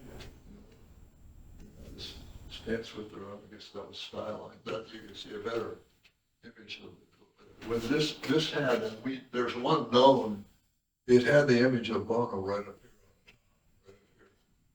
Maybe you can see that. There, that's it. So you can see where the crossbar fit right here. It's tied on. See the figure of 8 mouth that originally had the pearl shell eyes. You can see. But here's another one. This one's got the same figure of 8 mouth. Didn't have pearl shell eyes, I don't think. Just was a little carved out. And the teeth really showing, but it's an extremely similar image with the same figure of 8 mouth. So now we're back to that again. Now just emphasizing the fact that the only known image that's got to be a Lono image right in front of the Hollywood Lono is that. That's the Lono. And here's the ones from Forbes Cave by comparison. But you've also got something of that form with the prototype style, but you've got the multiple foreheads. So here they are. That's that look. But look at this. This is a typical cone image, right? Like the famous one at Kaʻimiloa. And so everybody says that's coup. That's a coup image. Look at that. Remember I said look at every detail? These are all abstractions of they come over here and then they finally see the full head. And what head is that? Pig. A pig. That's a bit, that's a pig's head. If that's a pig's head, that has something to do with Lono, not coup. The pig is just a couple of wise, the Kaʻimiloa. And that may be why some people say too, the big possibility that those figure of 8 mouth things from the Kona style images are really Lono instead of coup. This is the famous Oldman drum. This was surely a Heiau. It's the only one we've got. And it's very carefully carved, like this. A famous archaeologist named Adrian Kepler wrote that that's Kaʻimiloa wood, and it's not. It's coconut, because I've seen it examined it very carefully. It's in the museum in Christchurch Museum. And so it has still intact. It's sharkskin top. Very few of them would still have the lashing intact. Real fine, at least 5-ply, if not 7-ply, scented cordage. Took a long time to cut all those blues. But look how the cordage keeps going around. You don't need that for strength and for tightness of the head. So it suggests to me that you had an important cordage that they were using up. I've seen old pockets where there's cordage coiled up inside. So maybe that was the couple from the chief's compound. They had a cord that went around the chief's compound.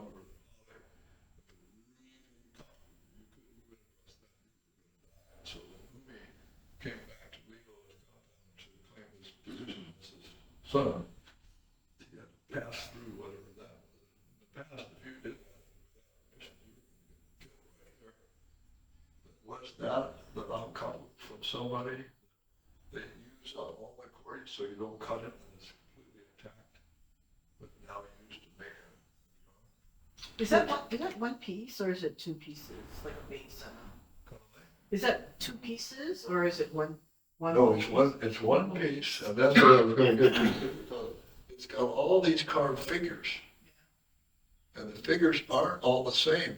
This one here, see how we've got his arm down his knee? I don't know if that's a Lewis stance or anything. He's got that stance. Some have their head one way, some another head away. These guys are standing on the shoulders of these guys, and these guys all have a head between each one. They're holding a head. So when I got to see it, see how there's nothing at the bottom? It looks real wimpy down here. It's almost certainly been cut off to go in some museum or something. It probably may have been one of those big tall ones. Who knows? We don't know. But when I could turn it over and see what it was, it's coconut. This typical size, the top is about that big. Typical size. And then this is a series of pictures all the way around. So you can study every one of the figures, exactly what they're like. And every one of them had pearl shell eyes, and nobody's ever mentioned that before. But if you look real close, like I said, these tiny little pupils in every single eye, and every now and then there's still a little peg in there. And that's where they're using a little pin to hold this pearl shell eye in place. It's amazing how it's so shiny. It looks like wood. A dark. Well, it's been painted, and they had a dark paint, see how this is real dark? And this looks lighter. It's that stylized chest, and it's just been rubbed. It's just rubbed on things over a long period of time. It rubs off the paint. And so then you see lighter spots here and there.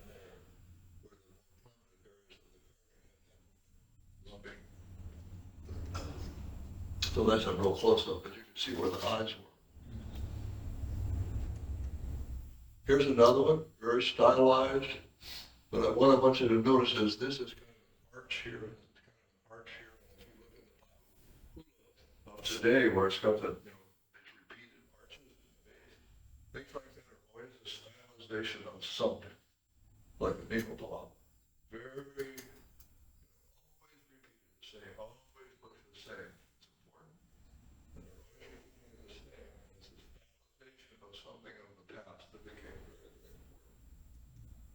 So here's the same thing, and if you think about this, this is a stylization of a figure like we saw. They have some from the Australs, a great big thing, it's got rows and rows of these stylized figures. Here's a famous one that came from Forbes Cave, and it had pearl shell eyes at one time. There's two figures with a board on top, and it always says it's Konami.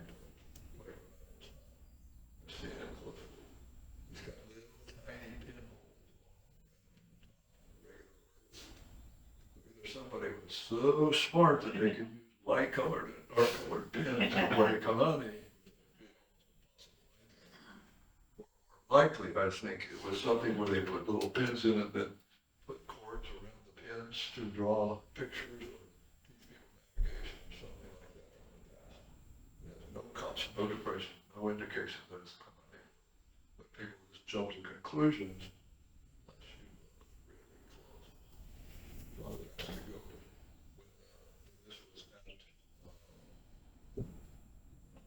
How that come out? The national park. It's Hawaii National Park, and then it became the big one. Yeah. Volcanoes. So anyway, For some big word. they had a third of the things that were from Forbes Cave. They just ended up donated to them. And so images. One of them is the female image. So I think I'm out of time. Anybody got any questions? Don't worry about the time. I mean, it's. All right, we'll go through a little more because this is some interesting stuff. But this again is what I say. Look at what the wood is. Look how it was made. Can you see any sign that was used with modern tools, or was it cut with an axe? Is there a saw mark somewhere? Is there a file mark somewhere? Is it a Konami board, or does it have tiny little holes? Like it does. You gotta look really close. You can't see it in a photograph. You gotta really look really close. Once in a while, really good photograph, you might see some So here it is from the side, and of course somebody put black and white stones on it because everybody says it's a good board, but it's not. What is it? It's something important. With those images, that's an elite thing, guarantee you. What might it be? Many elites were all priests, so if you're a elite and a priest, and you do navigation, for instance, and you're using those little pins to teach somebody about navigation, or there's something about the human body's anatomy or something, I think it's far more likely that's what it is. Now here's another one. This is incredibly well carved. It's again a man on it. And it's got a tongue and, you know, they put artificial teeth, like it's pig's teeth or dog's teeth. So I can kind of talk, as bullshit eyes, has some hair stuck into it. So what is that? It's a subservient figure. It's like it used as a neck rest, possibly even a seat for a real young kid that was a leading class. It's a human figure, so it looks a lot like some kind of key, got one of the attributes of a key, but it's subservient. The figure that's subservient is never a key. The key is a God image. God is subservient.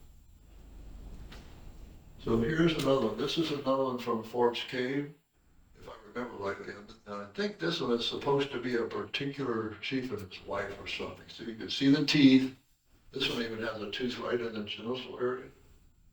And then the cord is very demeaning, and you know they're crying out in pain or whatever. They don't have pearl shell eyes, just satellite eyes, and thick. So it's a chamber pot, one of those equine type things. So where those figures are supposed to be with those teeth there, that you're using to spit, pee, or poop in, is horribly insulting to that person, especially if everybody knows who those people are. And here's another one, that's owl. And either this one or this other one or the other of those was gifted to Captain Cook on Kauai when he first came in 1778. So that's some chief's owl. So when you poured the alma with this one, the alma's pouring out, but if you pour the dregs that way, it's probably, I think I've even read that, coming out the anus. But this one is apparently not that way. It looks like it's the mouth on both sides with that. But they're very, very similar.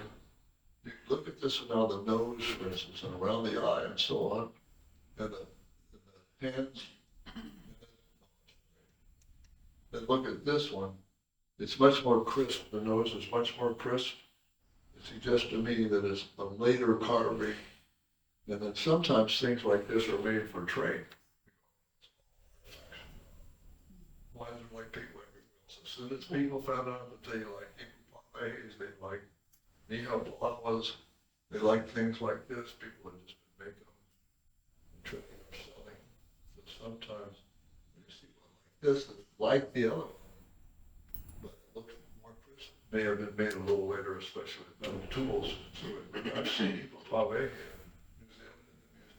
simplistic and virtually guaranteed that it were made quickly for trade, not for a chief. Here's another one. That's again, it's a key. Looks like a key. It may have had pearl shell eyes, but it's a canoeist. It's subservient. It's used for the chief. Put his holes on it, the spears on it. Famous one. 20 years ago, remember that? Almost $2.1 million to bring that key back. It was just a canoe rest. And Colorado should have done it because it was a subservient figure, not a key. It was a canoe rest that looked like a key. So others might disagree with me very violently about that, but I really think that when you have subservient figures, they are look like a God figure, please the customs of the chiefly life, but they're not really something that was worshipped. Here's another canoe rest. It had real prominent eyes, well carved. And there's an incredible, so artistic, that we've got this curve, and this curve, this is a big face, see the figure of eight mouth? And this is a face, see the nose, the mouth, and the eye? But they continue this curve, so this looks like a different entity than the rest. Okay, so anybody have any questions again? Well, can you tell us about, because this always fascinating, Kaʻimiloa and how it was a poison image that Right. Kahuna used. But when they I tested, didn't put one of those in. when they tested the wood, it doesn't have any poison in it. Yeah. So there was DOI, there was a type of Kaʻimiloa, and there was one other guy. And they were at it's Maunaloa on Molokai. It's on the west side of Molokai, kind of high place where these trees were. And so the images that have hollows on the back, there's several that have hollows on the back. One looks like it. Kind of trying to remove it. But supposedly these were what type of images, poison. Maybe they had some of this dust or something. Supposedly they were just tucked through poison.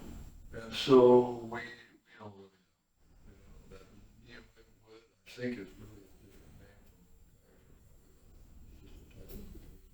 from I think I've read that. So we don't know. So we don't know. I mean, was it really something that we could just cut it down and get a little bit of it? Okay.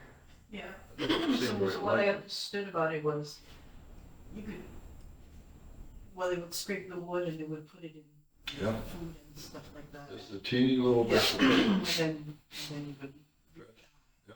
But then when they tested the wood, there was no poison. Yeah. And there was all the kahuna, you know, the fact that, yeah, they believe like.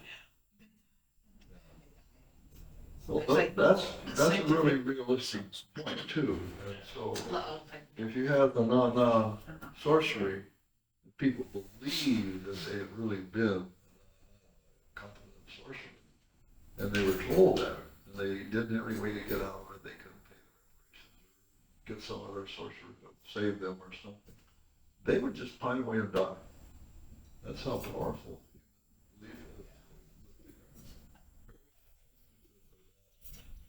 Where, I mean, people would just take to their bed, quit eating, and just, they just die because they believed they were going to die and nobody used to eat, nobody used to do anything because it was never die. And so they did. So that's really a curious part of belief systems. Belief systems, whether they will live or whether they will die, whether something was done to them is really hurting them. Is legion now. You don't eat this thing. Oh, you eat this thing or do this thing, you're in really bad shape. You might die. You eat my stuff. Do my stuff. Human life is incredibly. So what else? I love questions. Do we know in any of your literature, did you find out what Isaac Davis was poisoned with? No. Good. Good. Isaac Davis was the other man that was, I wouldn't say captured by Kamehameha. The long story short was that there was a small ship called Pharaoh and a larger ship. And the father had the larger ship and the son had the smaller ship. This was a schooner or something.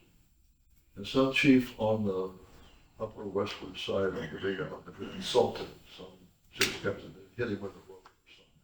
Something would have been absolutely forbidden in society.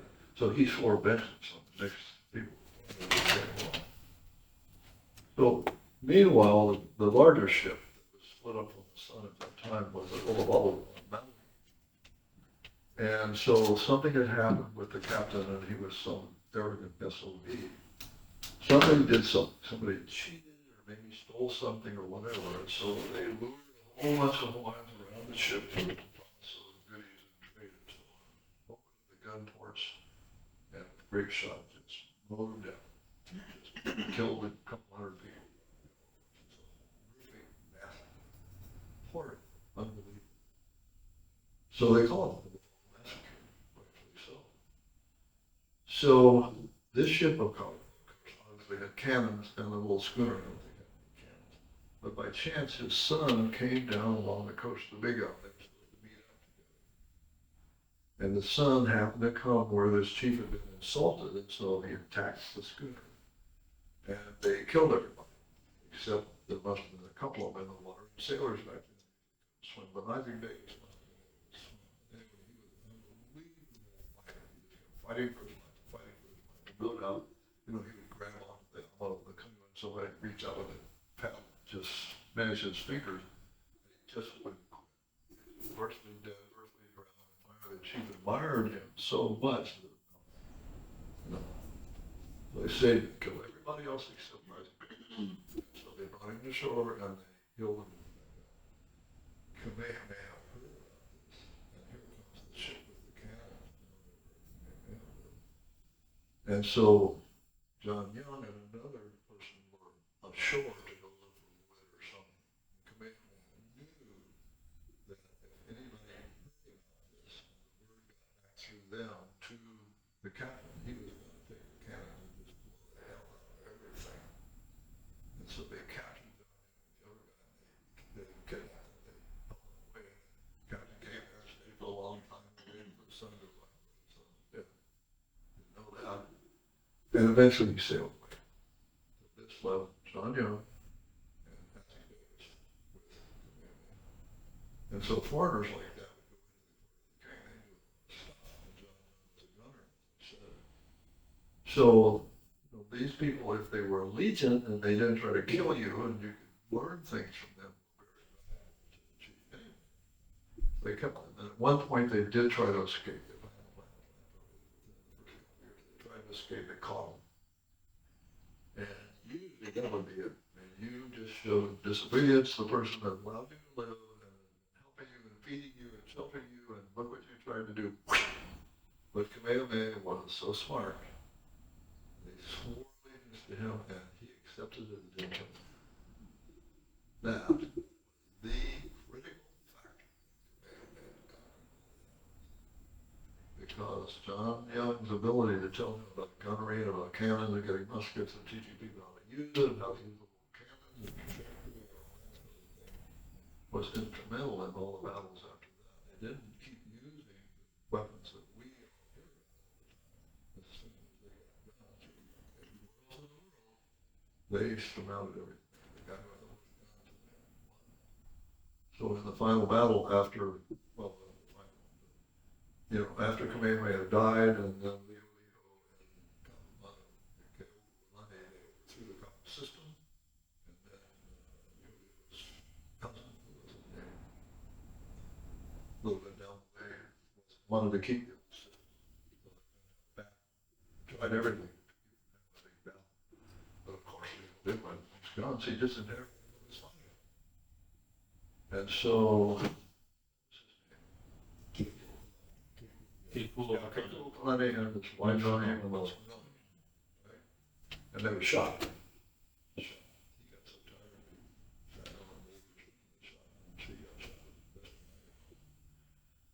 And that was except for a little battle down towards on the other side of Kaʻimiloa.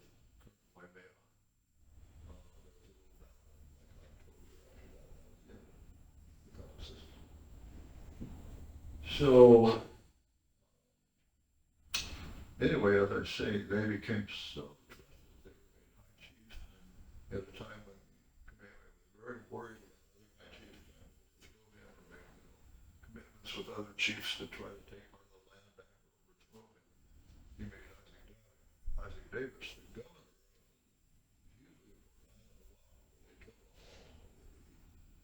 And John Young, the governor of Big Island. They were considered utterly faithful high chiefs. So that's really, really interesting stuff because he was the high chief in all of Hawaii who looked at what was happening in the world and all the different systems that were occurring. I gotta get money, I gotta get muskets, I gotta get somebody to help me learn how to do this and run ships. And they had ships too, I mean schooners and things.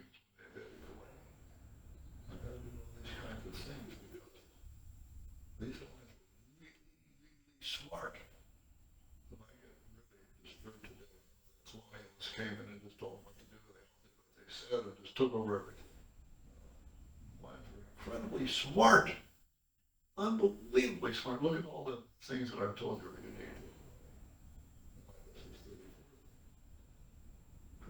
They learned to read and write so fast once they got their alphabet. By the middle 1800s, the Hawaiians were arguably the most literate people per capita on the face of the earth. The first printing press west of the Mississippi was at Lahaina, Illinois in 1832. First one west of the Mississippi was in Hawaii. And as soon as Hawaiians got the chance to learn how to read and write, they had scores of their own newspapers in the 1800s. After the 1800s, 120 newspapers or something, keeping all the records of all this old world history and all the things that were happening. Yeah, they should have got overthrown, but they should have been damn smart. Did you answer Kalani's question? Poison. Well, you said this would go on and on, so you know. Yeah. Do we know what kind of poison was used to kill Isaac Davis? Oh, Isaac Davis got a point. Okay. Sorry. Oh. So Isaac Davis, I don't know if he was still the governor at that time, but Kaʻimiloa, the king of Kauai, had said he would cede the island to Kamehameha when he died. Kamehameha was smart enough to say, okay, you die, I've got it. So that was been out there later and acknowledged that, offered to die, said, take whatever. Maybe he said it to me. Anyway, at some point, Kaʻimiloa was literally kidnapped. He got everybody's treating him really nice. They kidnapped him and took him back to Oahu. He was forced to marry Kaʻimiloa's widow, and his son was forced to marry Kaʻimiloa too. So he was stuck. He was stuck in that system over there, and anything he could do, he wasn't going to get back. And so they were, everybody was always thinking, that guy. He's smarter than a whip. And we can't really trust that guy.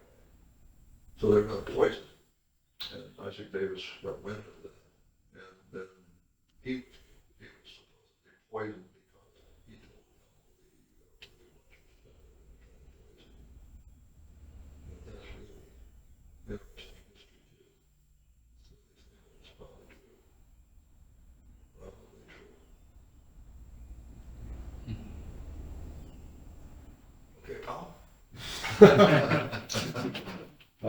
Your Paul, what's the schedule say? Well, we kind of ran over 20 Well, minutes. that's all right. I mean, what's the topic? 20 minutes over. That's all I'm talking. I've ever put together. I'm going to give this a 2 cents on the day in another week or so. And I gave it to her. We filmed it for the Big Pine Civic Club, Phoenix. And I've written something that's sort of like this. It says right there at the end, what's happening with the history of the famous, world famous Hawaiian culture and a lost spirit that we're losing. If we lose it, there's nothing left. There's no other economy except tourism. If we lose the world famous spirit, which is in danger right now. Why is this rude and has some alternative? So I'll say the part of this in case you're not. So what's ironic to me, because I've been through the whole cultural renaissance, and I've seen the whole stuff. I don't know what really far off, far end activists, and others completely, but 534 Native American tribes have some kind of sovereignty, state within state sovereignty within the U.S. So they're still under the government, U.S. government to some degree, but they also have courts, police, fish and wildlife people, management, roadways, hunting seasons, make money with this or that and the other. And some of them are very well. Yearly stipend to everybody of any age in the whole tribe. Some are still very poor. But then they have to do that because of limited kind of stuff. So I'll just say that now, some people sort of, won't it be the greatest irony if the current way is failing, frankly, I say, it has been for a long time, economically, but particularly within the government, the government. If they keep failing, there's nothing left but a one sovereignty. So I think it's really at the point where that doesn't become a viable option. Enough people that are running the state, everybody wants the power. But they see that their ability to keep the power is just fading away. They're going to go, we can give the guy some power over there, we can get in the back door and get part of it. We can keep at least some of our power. So if the Hawaiians, as a sovereign state within the state, got Freeport, no more of the Jones Act, no more only American ships made in America with American crews, prices would go down 2/3. If you had offshore banking, people would be flocking from all offshore banking with the native ones, free from the usual American politics. Flock here. And if you had even offshore gaming, billions of dollars too, the Hawaiians would be the ones that completely rejuvenated Hawaii's economic life, made it viable again. So wouldn't that be the greatest irony after all this time? That would be real interesting. So it sounds like heresy to some people, but I think it's really a distinct possibility. It's getting there. So what about now? I mean, what if we don't have that? What if we're trying to go on with what we've got right now? So I studied the monarchy period only in the last couple of years. I didn't like it. As soon as they started wearing, British type uniforms and fancy gowns and all that stuff, I just lost interest when they got past the old-time culture. I didn't study that at all, but I have studied it a fair amount since then. And what I said about the literature of the Hawaiian, I kind of had no idea. This second half of the 19th century, still hundreds of thousands of words that are translated. The fibers have been mashed almost completely away, and all the thicker areas is where the fibers went, where there was a groove or a hookah in the beater. So then it makes it flexible and kind of easy to corrugate, but it also takes the dye differentially. So the thicker places are going to look a lot darker than the thinner places. And that's, like I said before, the beaters, the top stamps, ohi kapa the kapa.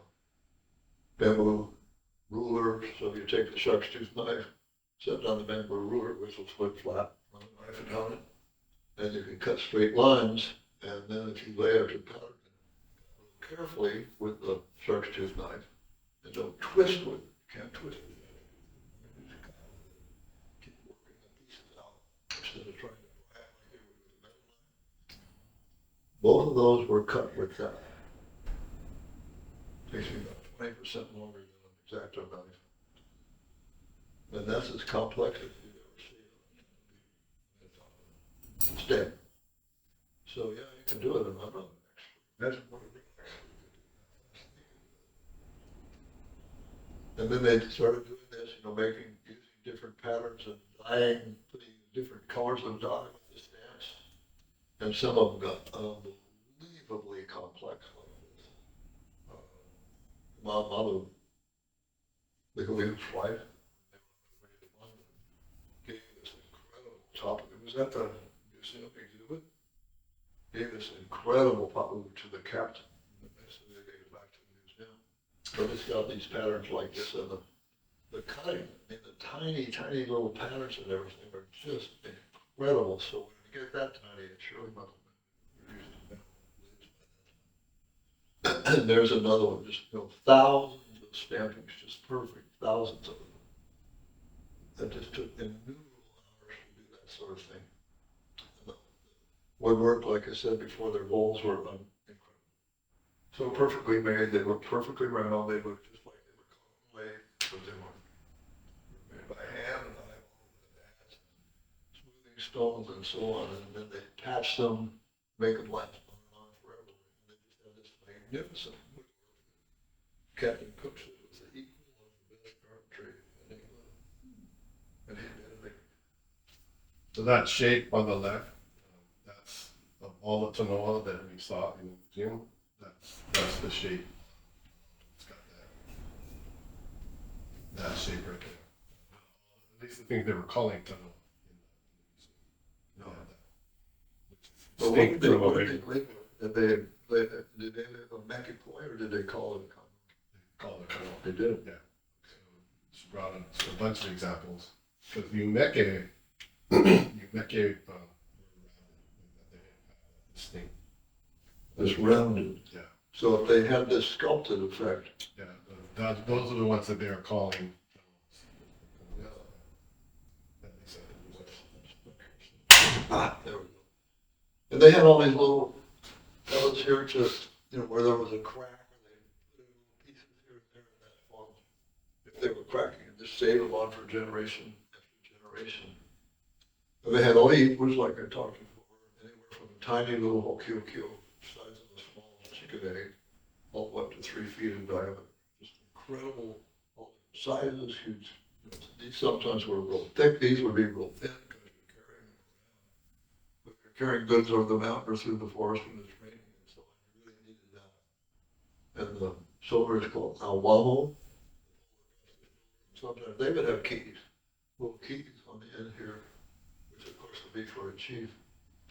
Biggest one I ever saw was 29 inches in a museum in Maui. It was painted on the inside of a lion paint or something. It was red color on the inside. So we're still going, we're trying to going. What's happening? I think when I put this thing back together, it's not working at all now. Where's my techie? Something went wrong here. It was working when it was loose, so let's see.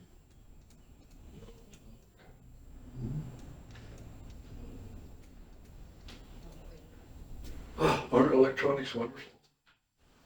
It's trying to get my email. What happened? Try it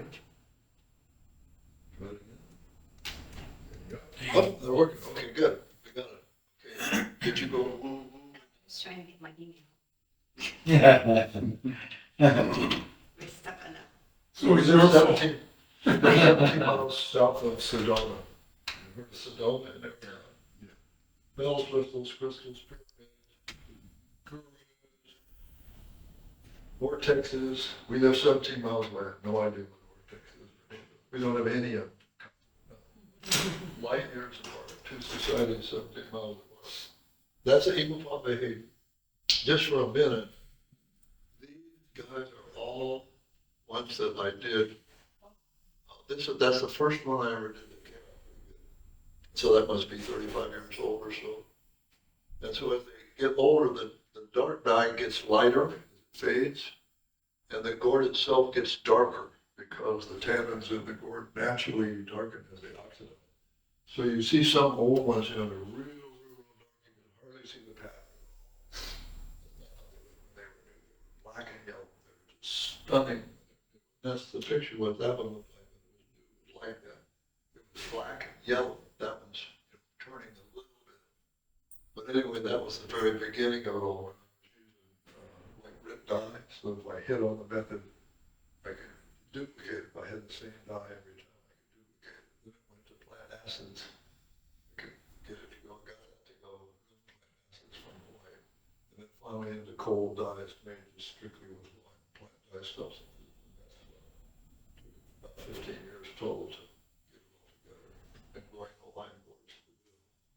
That's Olana. I think we talked about that before. So it's just beautiful. It's gorgeous, flexible, incredibly strong, like silk. It feels and looks like silk. And it's 6 or 8 times stronger than hemp cord. Good hemp cord is really strong. That's what I use when I'm making things.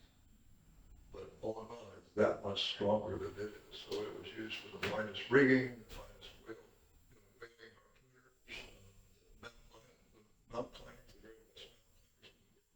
Kalakau had a whole industry of selling over mountains people around the world because it's so incredibly strong and useful. It does a lot in water, it lasts forever. Molten was supposed to last at least 3 generations, at least 70, 75 years. So it's just incredible stuff. So one like this, where the cord, you know, less than an eighth of an inch thick, you know, they can go down 100 fathoms, 600 feet, and hook a great big just like that. Stretch. So that's my friend Gary Eoff, and he's growing. He's got all of on the seed. He's making things. He's the one that made the strength. And then they would use all of on to stitch up the heaps that they wanted to preserve, just like we fix. And that was the dog's tooth anklet that was shown in Weber's. So they had a huge feast in the old times. The chiefs were proving their wealth and their benevolence by having a huge mass of protein for the people and they had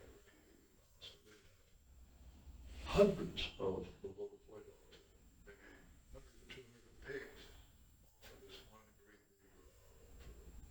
a few days. And then they gather the canine teeth, which are just like money back then. So if you had that and your teeth in it, you had to be elite. You never you would have given it in taxation season if you had a and that's the inside and it's all on. So all the ones around the world are still intact because they're made of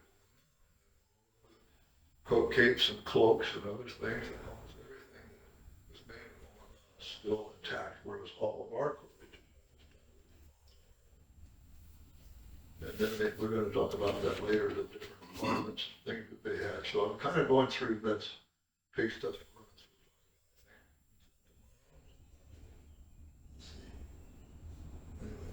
That's very, very esoteric, but how they developed that. And the sharp hook, like I said last year, both the hook part and the snood part is unique to Hawaii, the highest. That's this, because they developed this grooving back here, and they take it all off, a whole bunch of it streaming down this way, tie it real tight 3 or 4 times, turn it the other way, tie it 3 or 4 times, and never off of there. And then they would weave around the top like that with full and make sort of like a couple of armor here, so there's no knob, no nothing to sharp and get a hold of. And they try to get away, and then 8 vibrate go on to the line.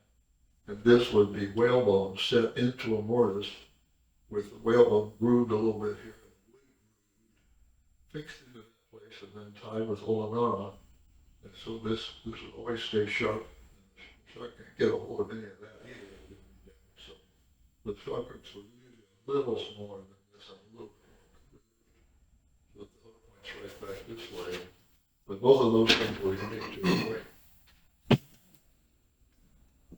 And there, again, what is it? They help allow. And we'll talk about those forms later and how they recognize the different types of iron.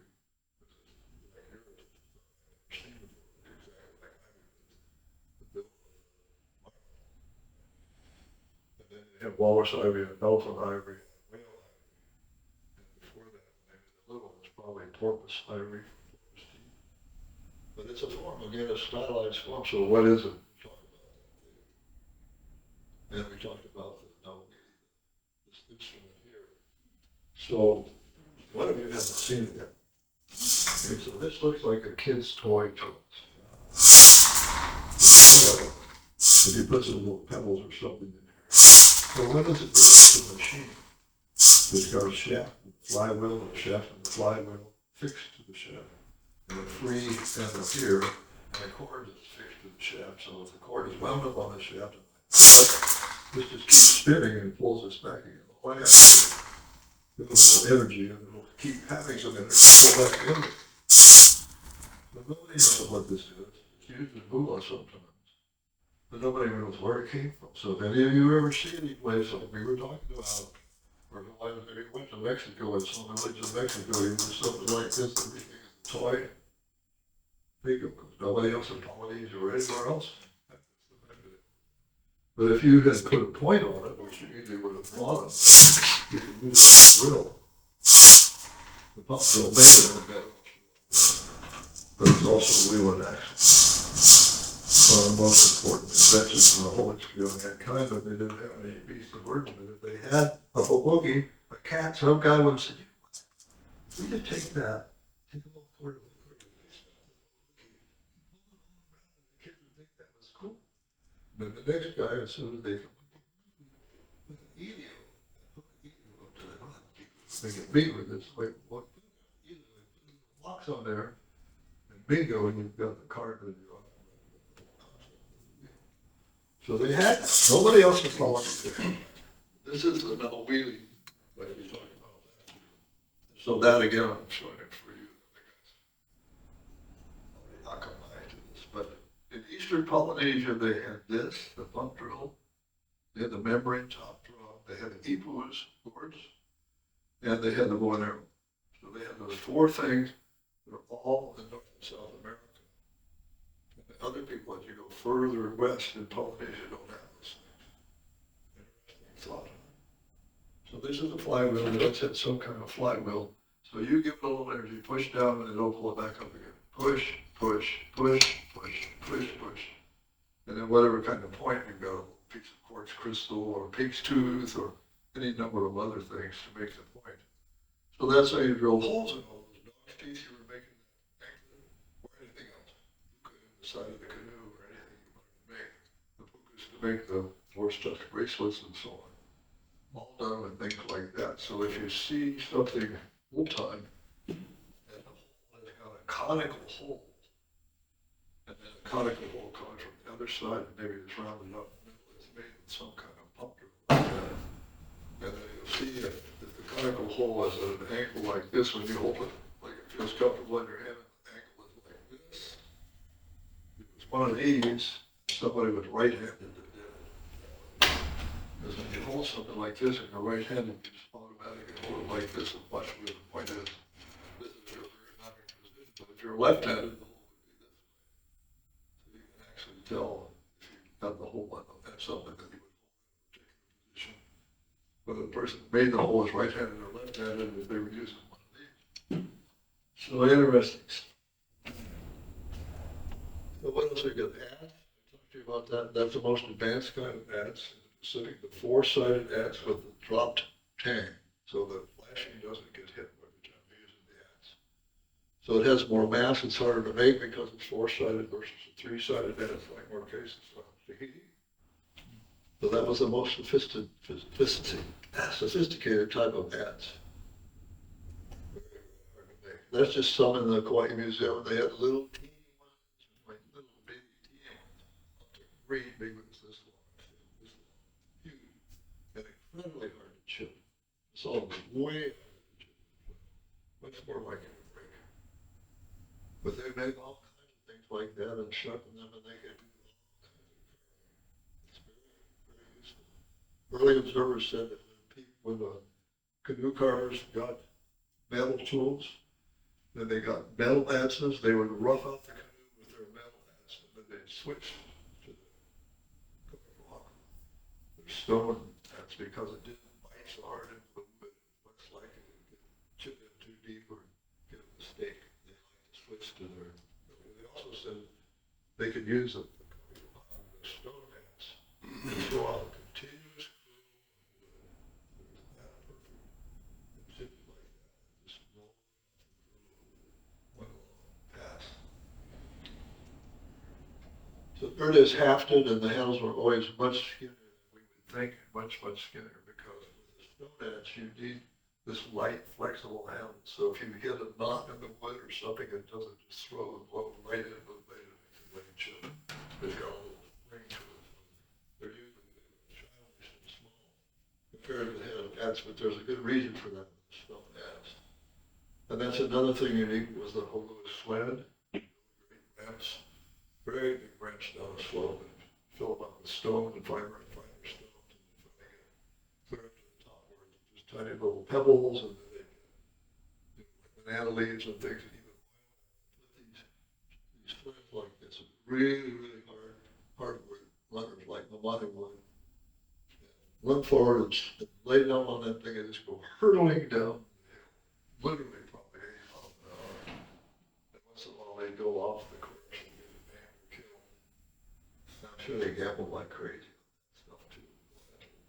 Better gamblers in the old times. So that's how they did it. Carry it, it was really well made, and then they jump on it and go ripping down the hill.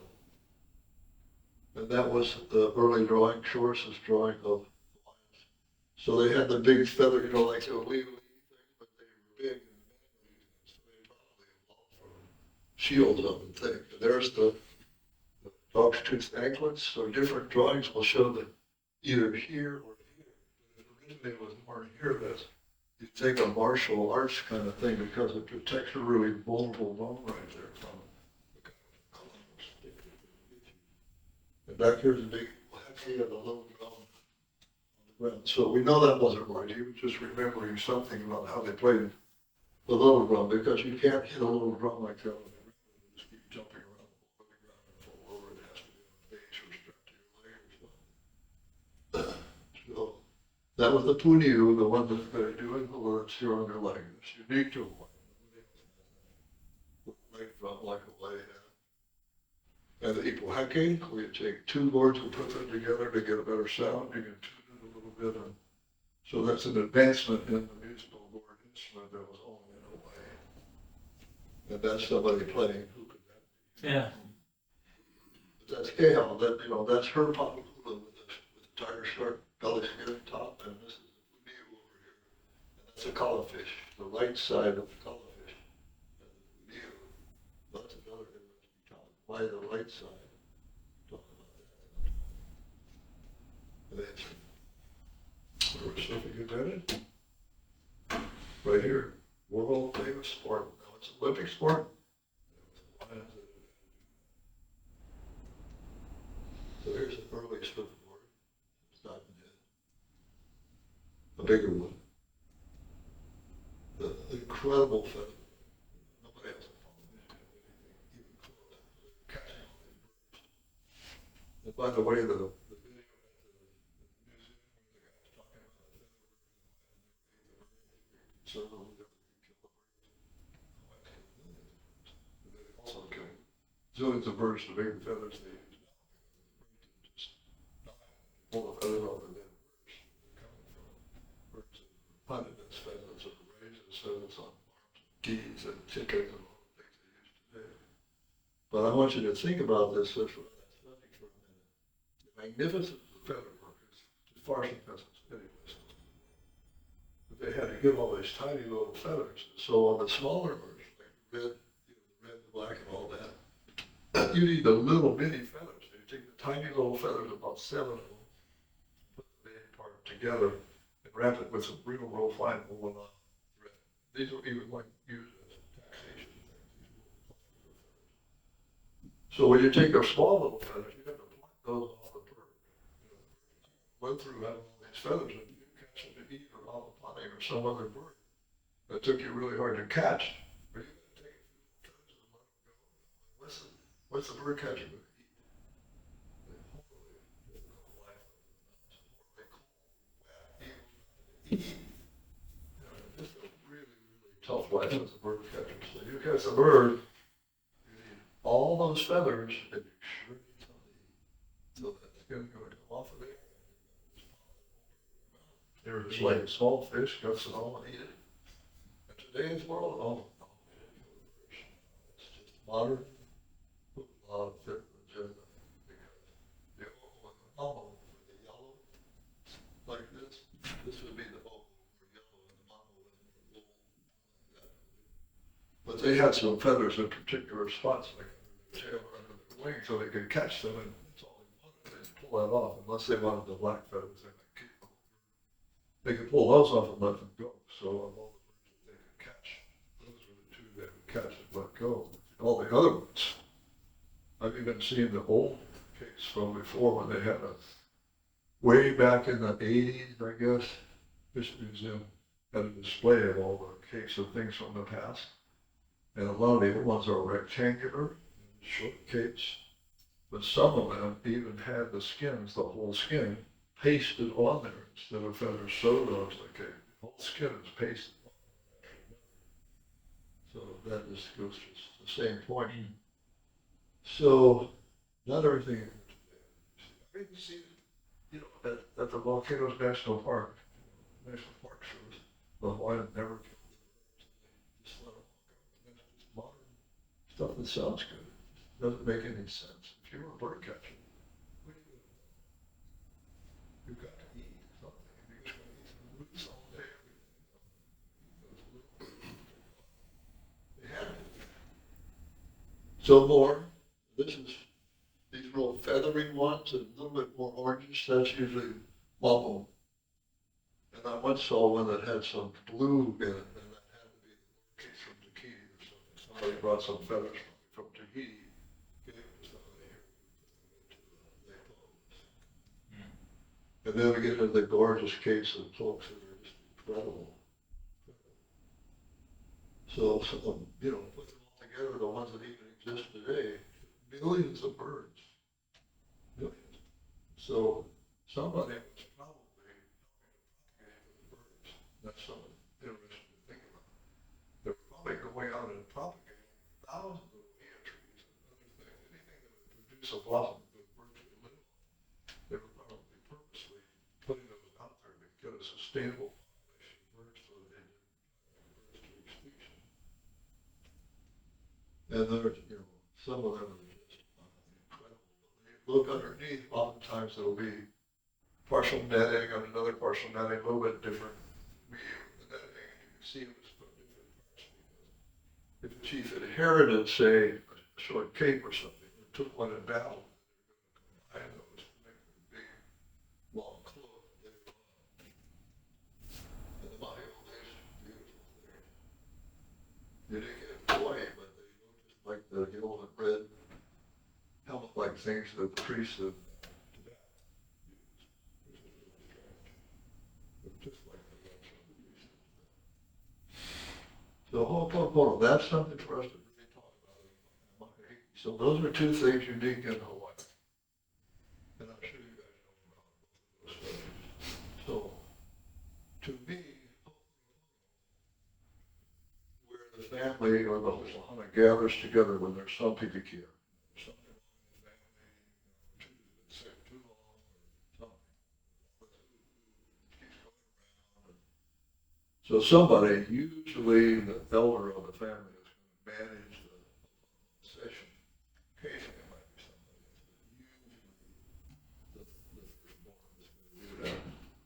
But everybody's going to get together, and it takes two elements. It takes elements to belief in the system and willingness to participate in it, and also a common belief in a higher power they're related to. So both of those things are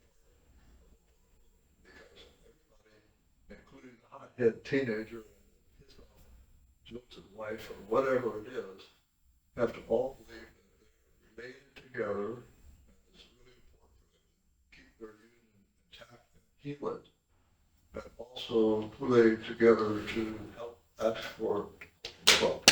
So today, if you're a Christian says, but in the past, you'd be asking for all your family, all Makua, any other ancestors, or help you reflecting on Makua. There's lots of chants like that to help you work within this. And so then everybody gets together, and just like in today's world, you know, the leader would be saying, no, you know, let's do the cans. We've gone on for 2 years now. We're all together. We're all together. Let's all this together. Sergeant at arms, if somebody gets too hot-headed, take them out and cool off and come back. But gradually, just like we know from our own conversations, you get people to speak out. What is really bothering them? So finally, one person says, you know, well, I always said it was a big bug. I stole my hair. That's not really what I was really mad about. So it's, and then it comes out. More and more and more starts to come out. It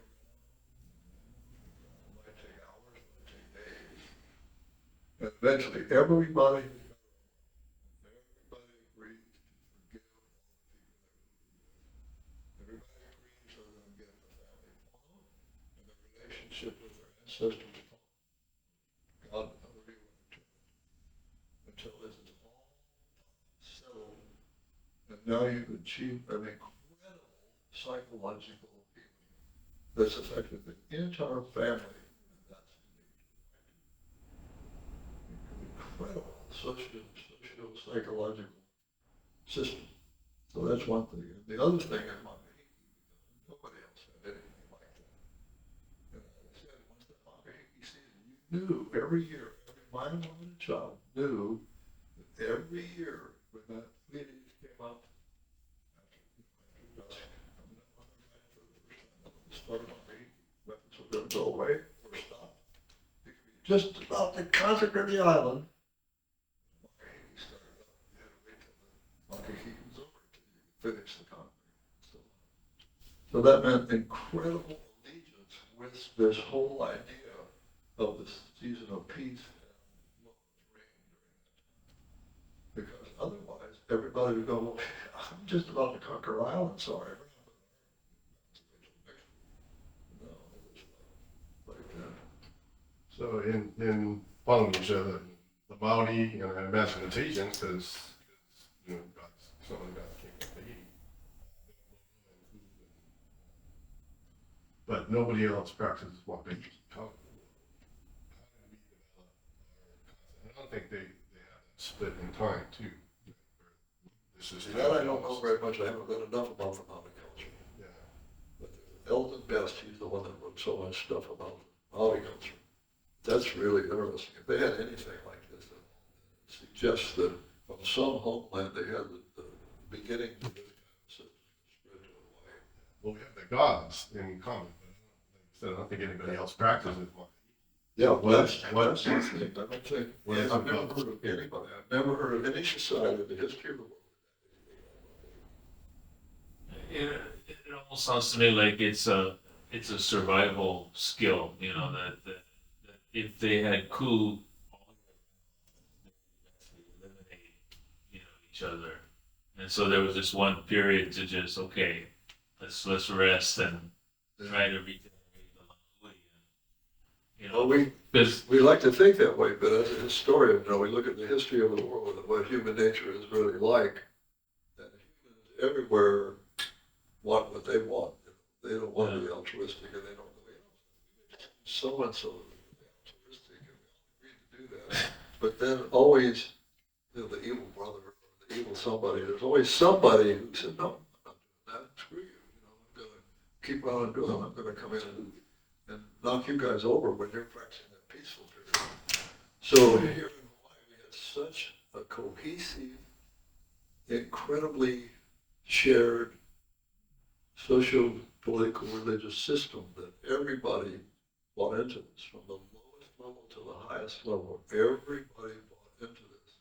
So every year when Makahiki came along was this season of peace, which from a psychological point of view is unbelievably valuable. yeah, Because otherwise you never know when the war's going to start. You never know when you're going to be accosted on the road. You never know when the village is going to be attacked. You can't ever get back to see your children or your parents or something. In Makahiki, you could freely go wherever you wanted. You could travel to the islands, go walk around the islands, see anybody you wanted to, collect your food, plant new food, do the games, health, fitness, wear your best stuff. You didn't have to worry about anything during the Makahiki period, except observing the rituals and things of the time. So from that point of view, it's absolutely unbelievable unique in the world as far as I know, because it takes incredible cohesiveness within the society, even though there's lots of variations throughout the islands and belief systems, who you pray to, next to the moon were this or that, they varied all over the place. And the customs varied even between families, even between Elis within Ahupuas and things. Customs and what was right or what was wrong varied hugely about what people did, who they prayed to or didn't pray to. So how did we have that? Just absolutely a mind-boggling thing, and yet incredibly psychologically important. Because imagine anybody else in the world where they're always having wars, and fights, and things just go on sometimes for decades. And here in Hawaii, you knew that every year at a certain time, in a predictable season of the year, there's going to be a 3 or 4 month period where everything was just peace and quiet. So that again is totally unique to Hawaii. It speaks to the genius and uniqueness of Hawaiian people. So after Bravo Captain Cook, now we're going to kind of get through this quick. He came with a resolution that it really wasn't that big of a ship. And the other one was the other one? Resolution or something. Anyway, that's what the Navy saw if they unfurled, furled up all the sails and were sitting there in the bay at Kaʻimiloa.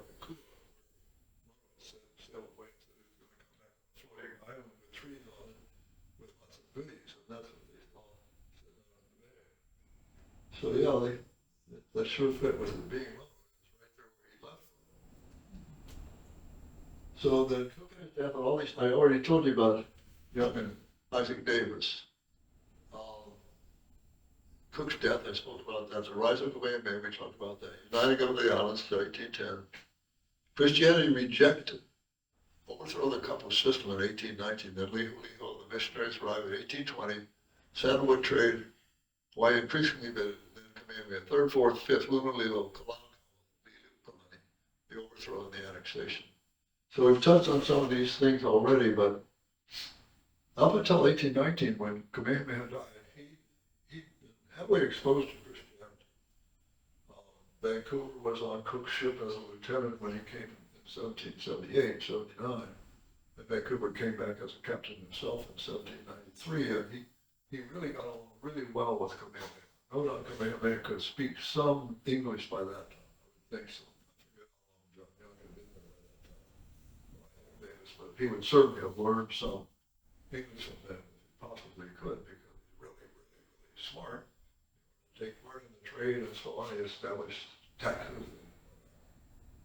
So nonetheless, clear up until the time he died, no matter what the entreaties were, he should accept the word of God, there's the Bible, and thank you, Captain Vancouver, I appreciate what you told me and everything, but I'm not going to do that. So he did.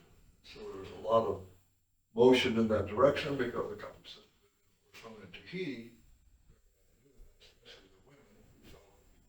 Like the couple system and what they could do and what they could eat and what they couldn't eat. So they would have wanted to go through their couple system too, but not wasn't going to happen. Well, Kamehameha was alive. Once he died, 10-day period where Leo had to go up to the compound up there by the Heiau that I told you about. Really like rum, so he was probably pretty well done most of the time. And then he came back and stood offshore for a while, probably drinking even more because he thought something really bad was going to happen when he came ashore. But he was the heir. He had to leave away. That's important because 10 days after death is the kind of period. That's when the spirit is thought to still be kind of hanging around and where's the heir and so on, is to avoid that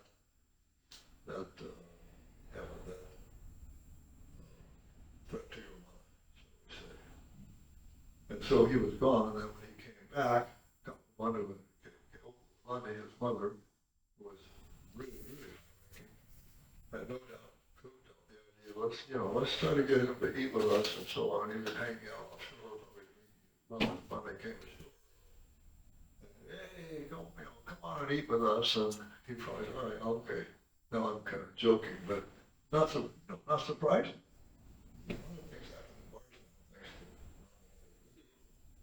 now, say, talking somebody into something. So whatever the case was, he did sit down and eat with the women, and that was a heinous thing he would never do. Women's always played, a man made all the food, except and so all of a sudden, this critical focal point in the whole system was thrown out the window, and that was his death. Had to have the high priest could see the handwriting on the wall that was coming. They'd been seeing sailors on the ships for quite a while now. And so they'd seen lots and lots of ships by that time. They'd seen Tahitian sailors on the ships. They'd seen all kinds of ships. They'd seen women on the ships and eating with the men freely. Nothing was happening.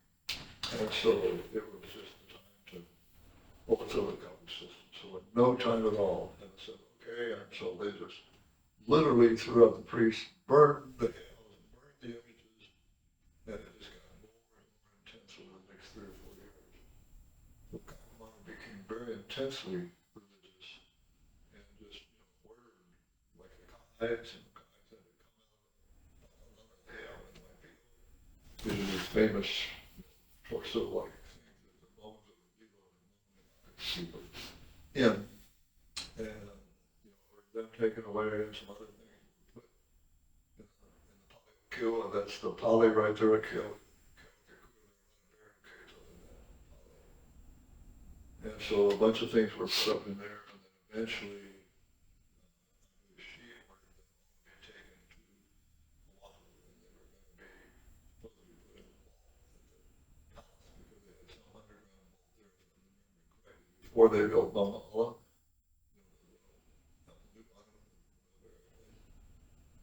And so, interestingly, people said, if you take those, that's the highest, it's still left, if you take those, something really bad is going to happen to you. And so, we did it.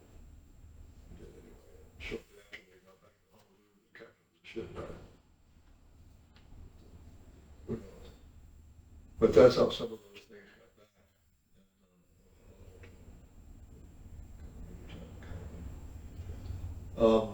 So anyway,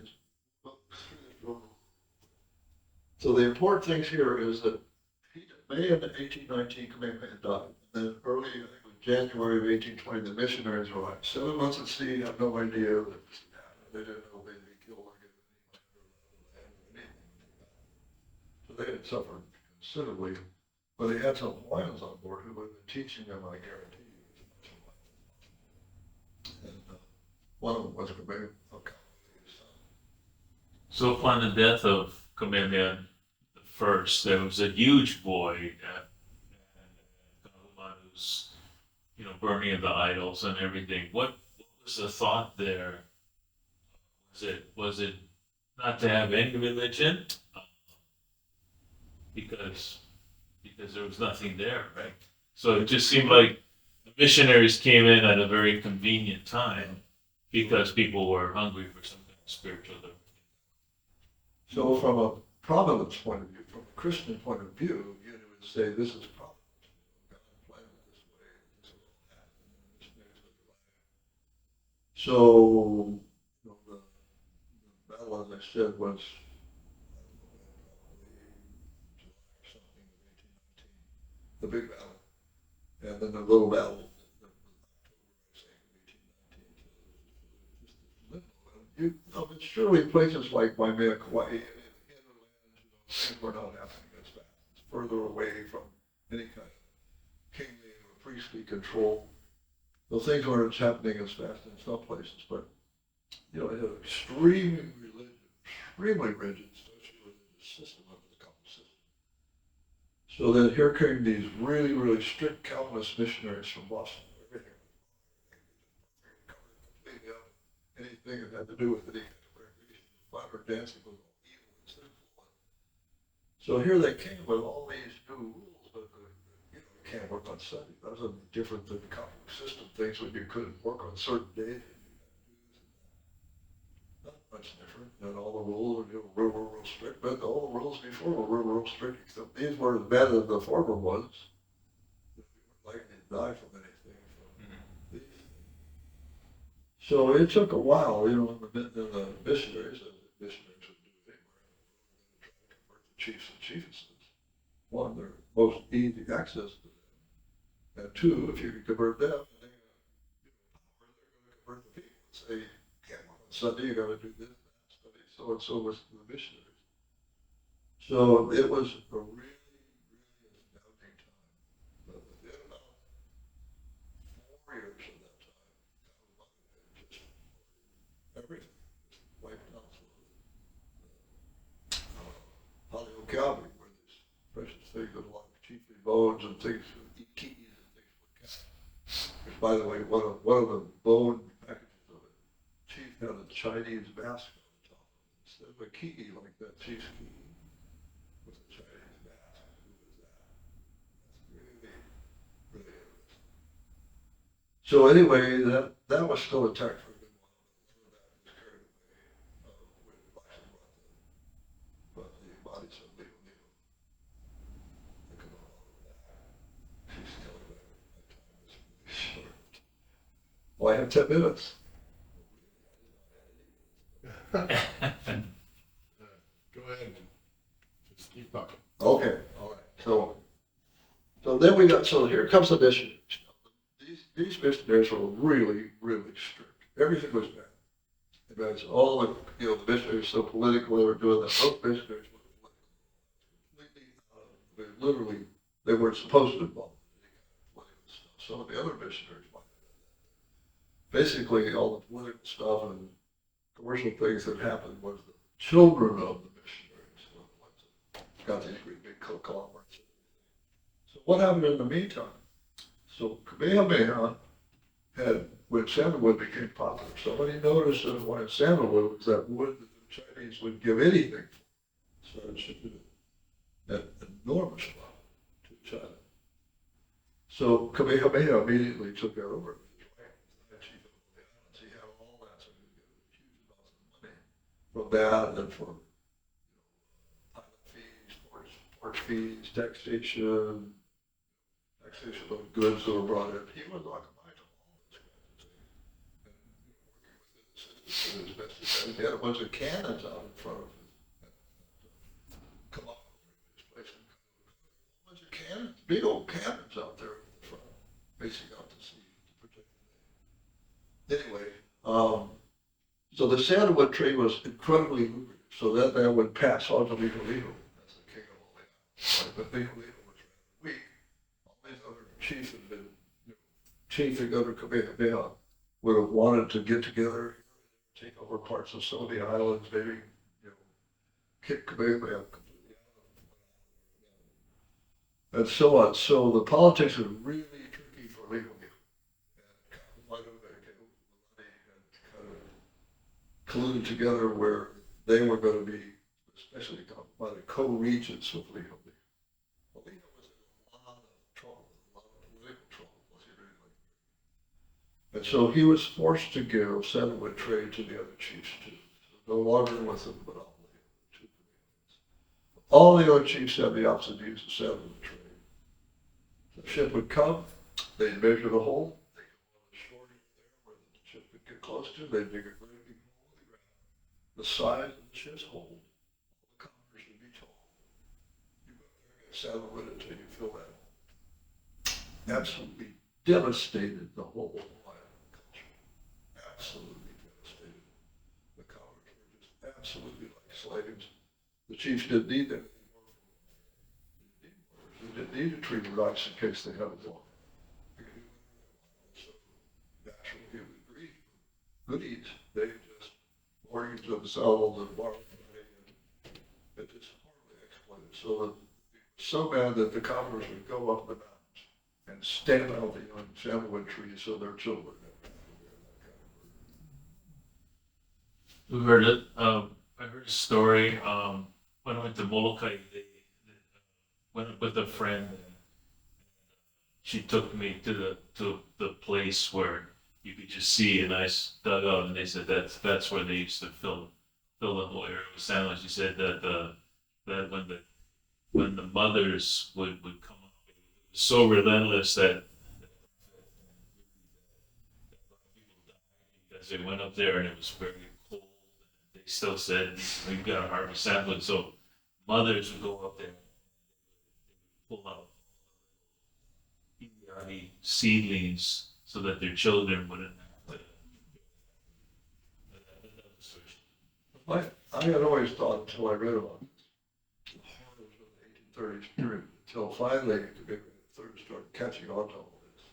Everybody was taxed. At one time it was a pig kilo of sandalwood. Everybody had to contribute a pig kilo of sandalwood. That's about, I think, 135 pounds of sandalwood for every person. That was the tax to do that. But when the chief had one of these holes to fill up, that was just the usual tax. But if you had one of these holes to fill up, everybody just got set away. All the crops would die, crops couldn't get planted. So you've got new diseases coming in to a very demoralized people that are horribly malnourished. What do you get? Death. So I thought that the death toll in the 19th century, between 1830 and 1870, the Hawaiian population went down by 5/6, which is horrific. So I thought this was a steady progression. No, 1830s was just this horrible death toll.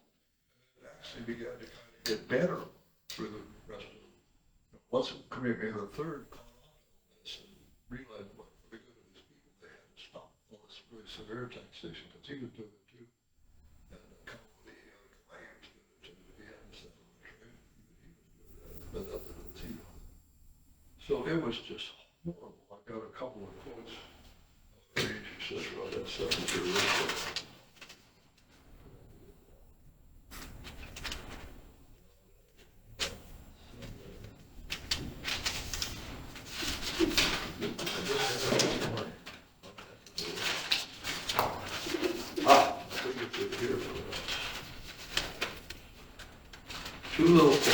Okay. One is from William Ellis, the famous missionary that came in 1823 and went around the Big Island.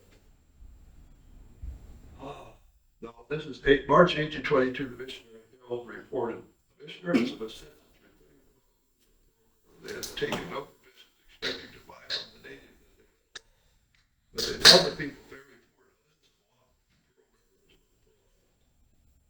poor. And with much difficulty, they could obtain any food of the natives, and then only by paying 3 times as much. Reasons why provisions are so scarce on this island is that the people for some months past have been engaged in cutting sandalwood and have neglected the cultivation of the land.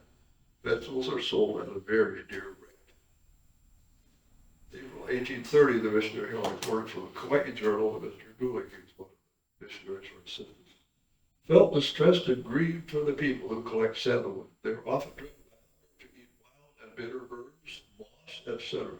And though the weather is so cold on the hills that my winter clothes will scarcely keep me comfortable, I frequently see men with no clothing except the moth. Where they are not remarkably hardy, many of them would certainly perish. I really do not.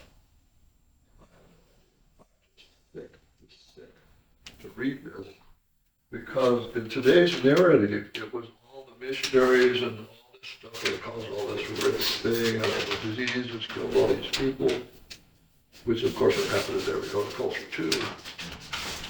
And so you start reading these things, unbelievable. And then if you went into much of our academic situation now, or some things that you told them, that's not true. But it is true. And it's natural human nature. When you've got the power, you've got the ability, you see all this wealth staring you in the face, and you've got control over all the commerce, you can tell them whatever you want. You probably didn't really realize what havoc it would create. It wouldn't take very long before you see the people.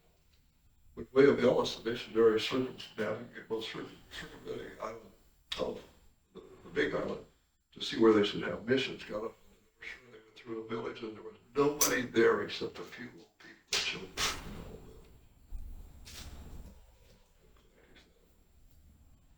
So you were harvesting the crops, you weren't observing anything, you weren't making comment on, you weren't doing anything. You weren't doing any of your usual household religious rituals or any rituals or important rituals. You weren't doing anything except went up there and collecting salmon. But imagine carrying those logs down, eating off your skin.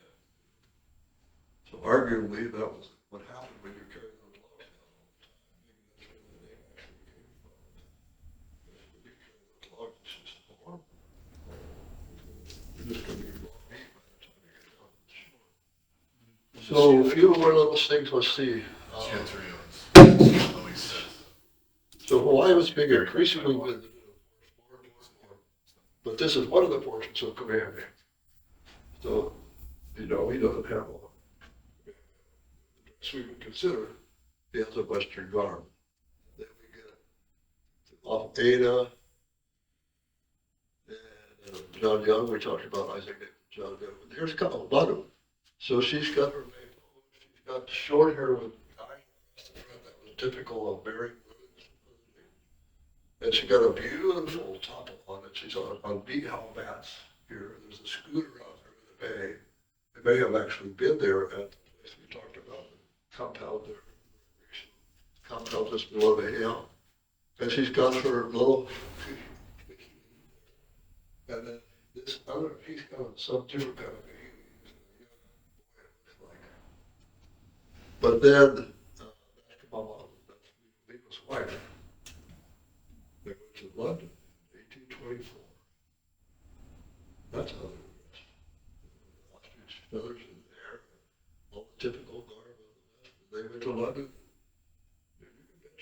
said everybody was dressed like that. Anybody who worked to was really going after it in a very short period of time. So that's Kaʻimiloa, Western guard. That's maybe the third, Kaʻimiloa. And he's got a complete Western guard. That's maybe the fourth, he's got the military collar, that's the medals and all that stuff. And then the fifth, he's dressed completely Western. Lilo, complete Western. Kalakaua, complete Western military stuff with the big drape and all the medals on it and so on. Lilo Kalani. Maybe the fourth. Queen Emma. That's John Young's granddaughter. And Queen Emma. And that's and then we got Kalakaua. The little Kalani. The little Kalani. Everything about them is the best Western guard. So were they evil people, you know? No, they're just participating in a culture that they were very much a part of and wanted to be a part of. Plenty smarter to be a part of. They were doing the same normal things that people all over the world did when they were in contact with other cultures that had things that they liked. We all did. So this, what they call it today, cultural appropriation. Oh, yeah. Cultural appropriation. Well, for God's sake, what are we looking at right there? Everybody does that. When we see something we really like, some kind of jewelry that some other culture makes, we start wearing that kind of jewelry. Kind of ranting a little bit. And they built a beautiful palace. The only one in the United States, a beautiful, beautiful palace. So that was the only one like that. So they had just completely adopted this kind of thing. Princess Kaʻimiloa, when she went to be educated, was sent to England. Prince Heiau was sent to England. Prince Heiau was sent to Japan for a year.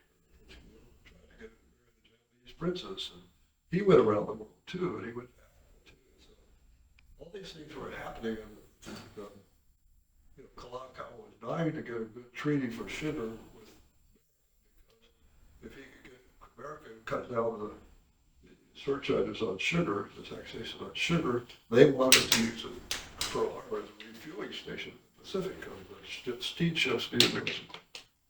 So they're all, talking.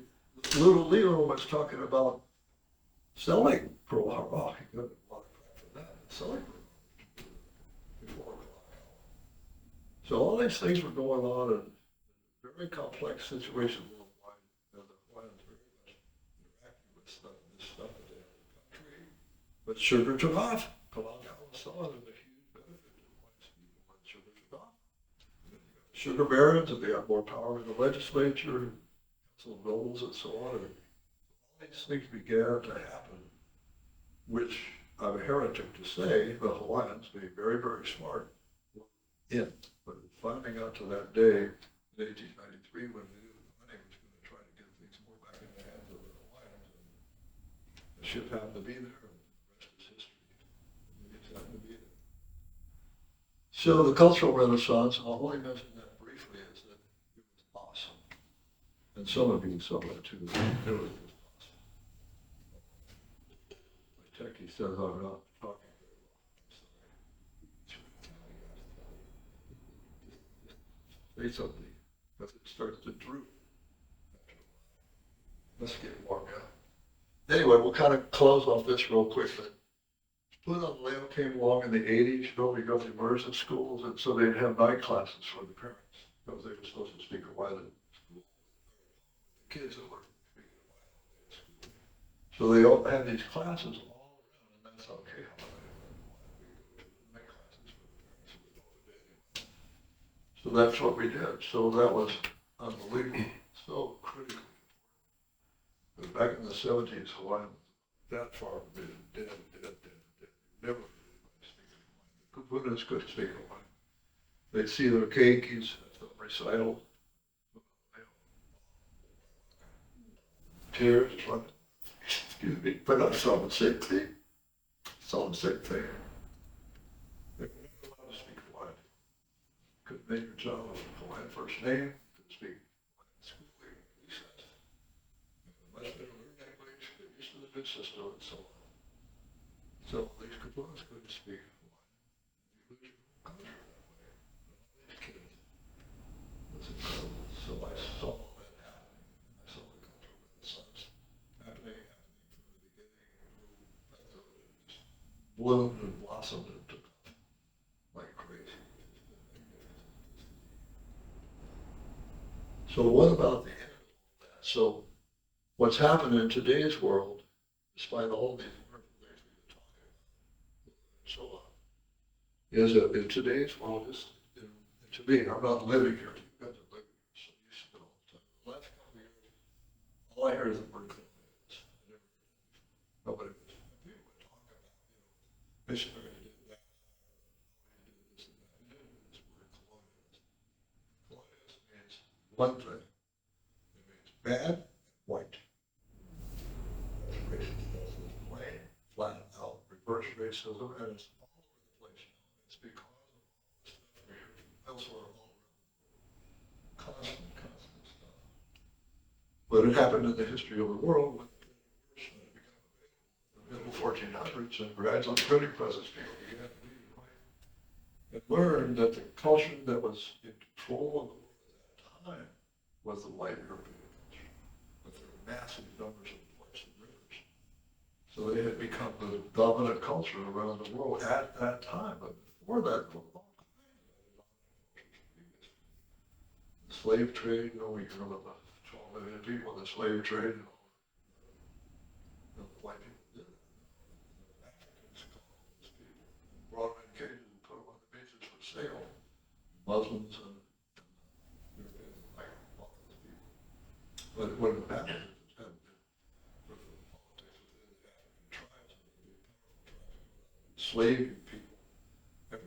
about slavery back then. That was horrible. So today's identity politics, what it's doing as it gets heavily absorbed into Hawaii, is it's creating this reverse racism that I find generally trouble because of lack of knowledge of the whole history of all the things that happened with the language and the interaction with the people that were here and the politics and the things that happened just by chance in history too, is creating a situation in keeping with all the younger people coming after COVID, the B generation with their unruly children, coming here not respecting Hawaii. My place, I get to go wherever I want to beach in the lawn. It's my playground. I paid to come here. You get a huge backlash against that. And then you put that together with the identity politics, you've got a catastrophe where they lost spirit.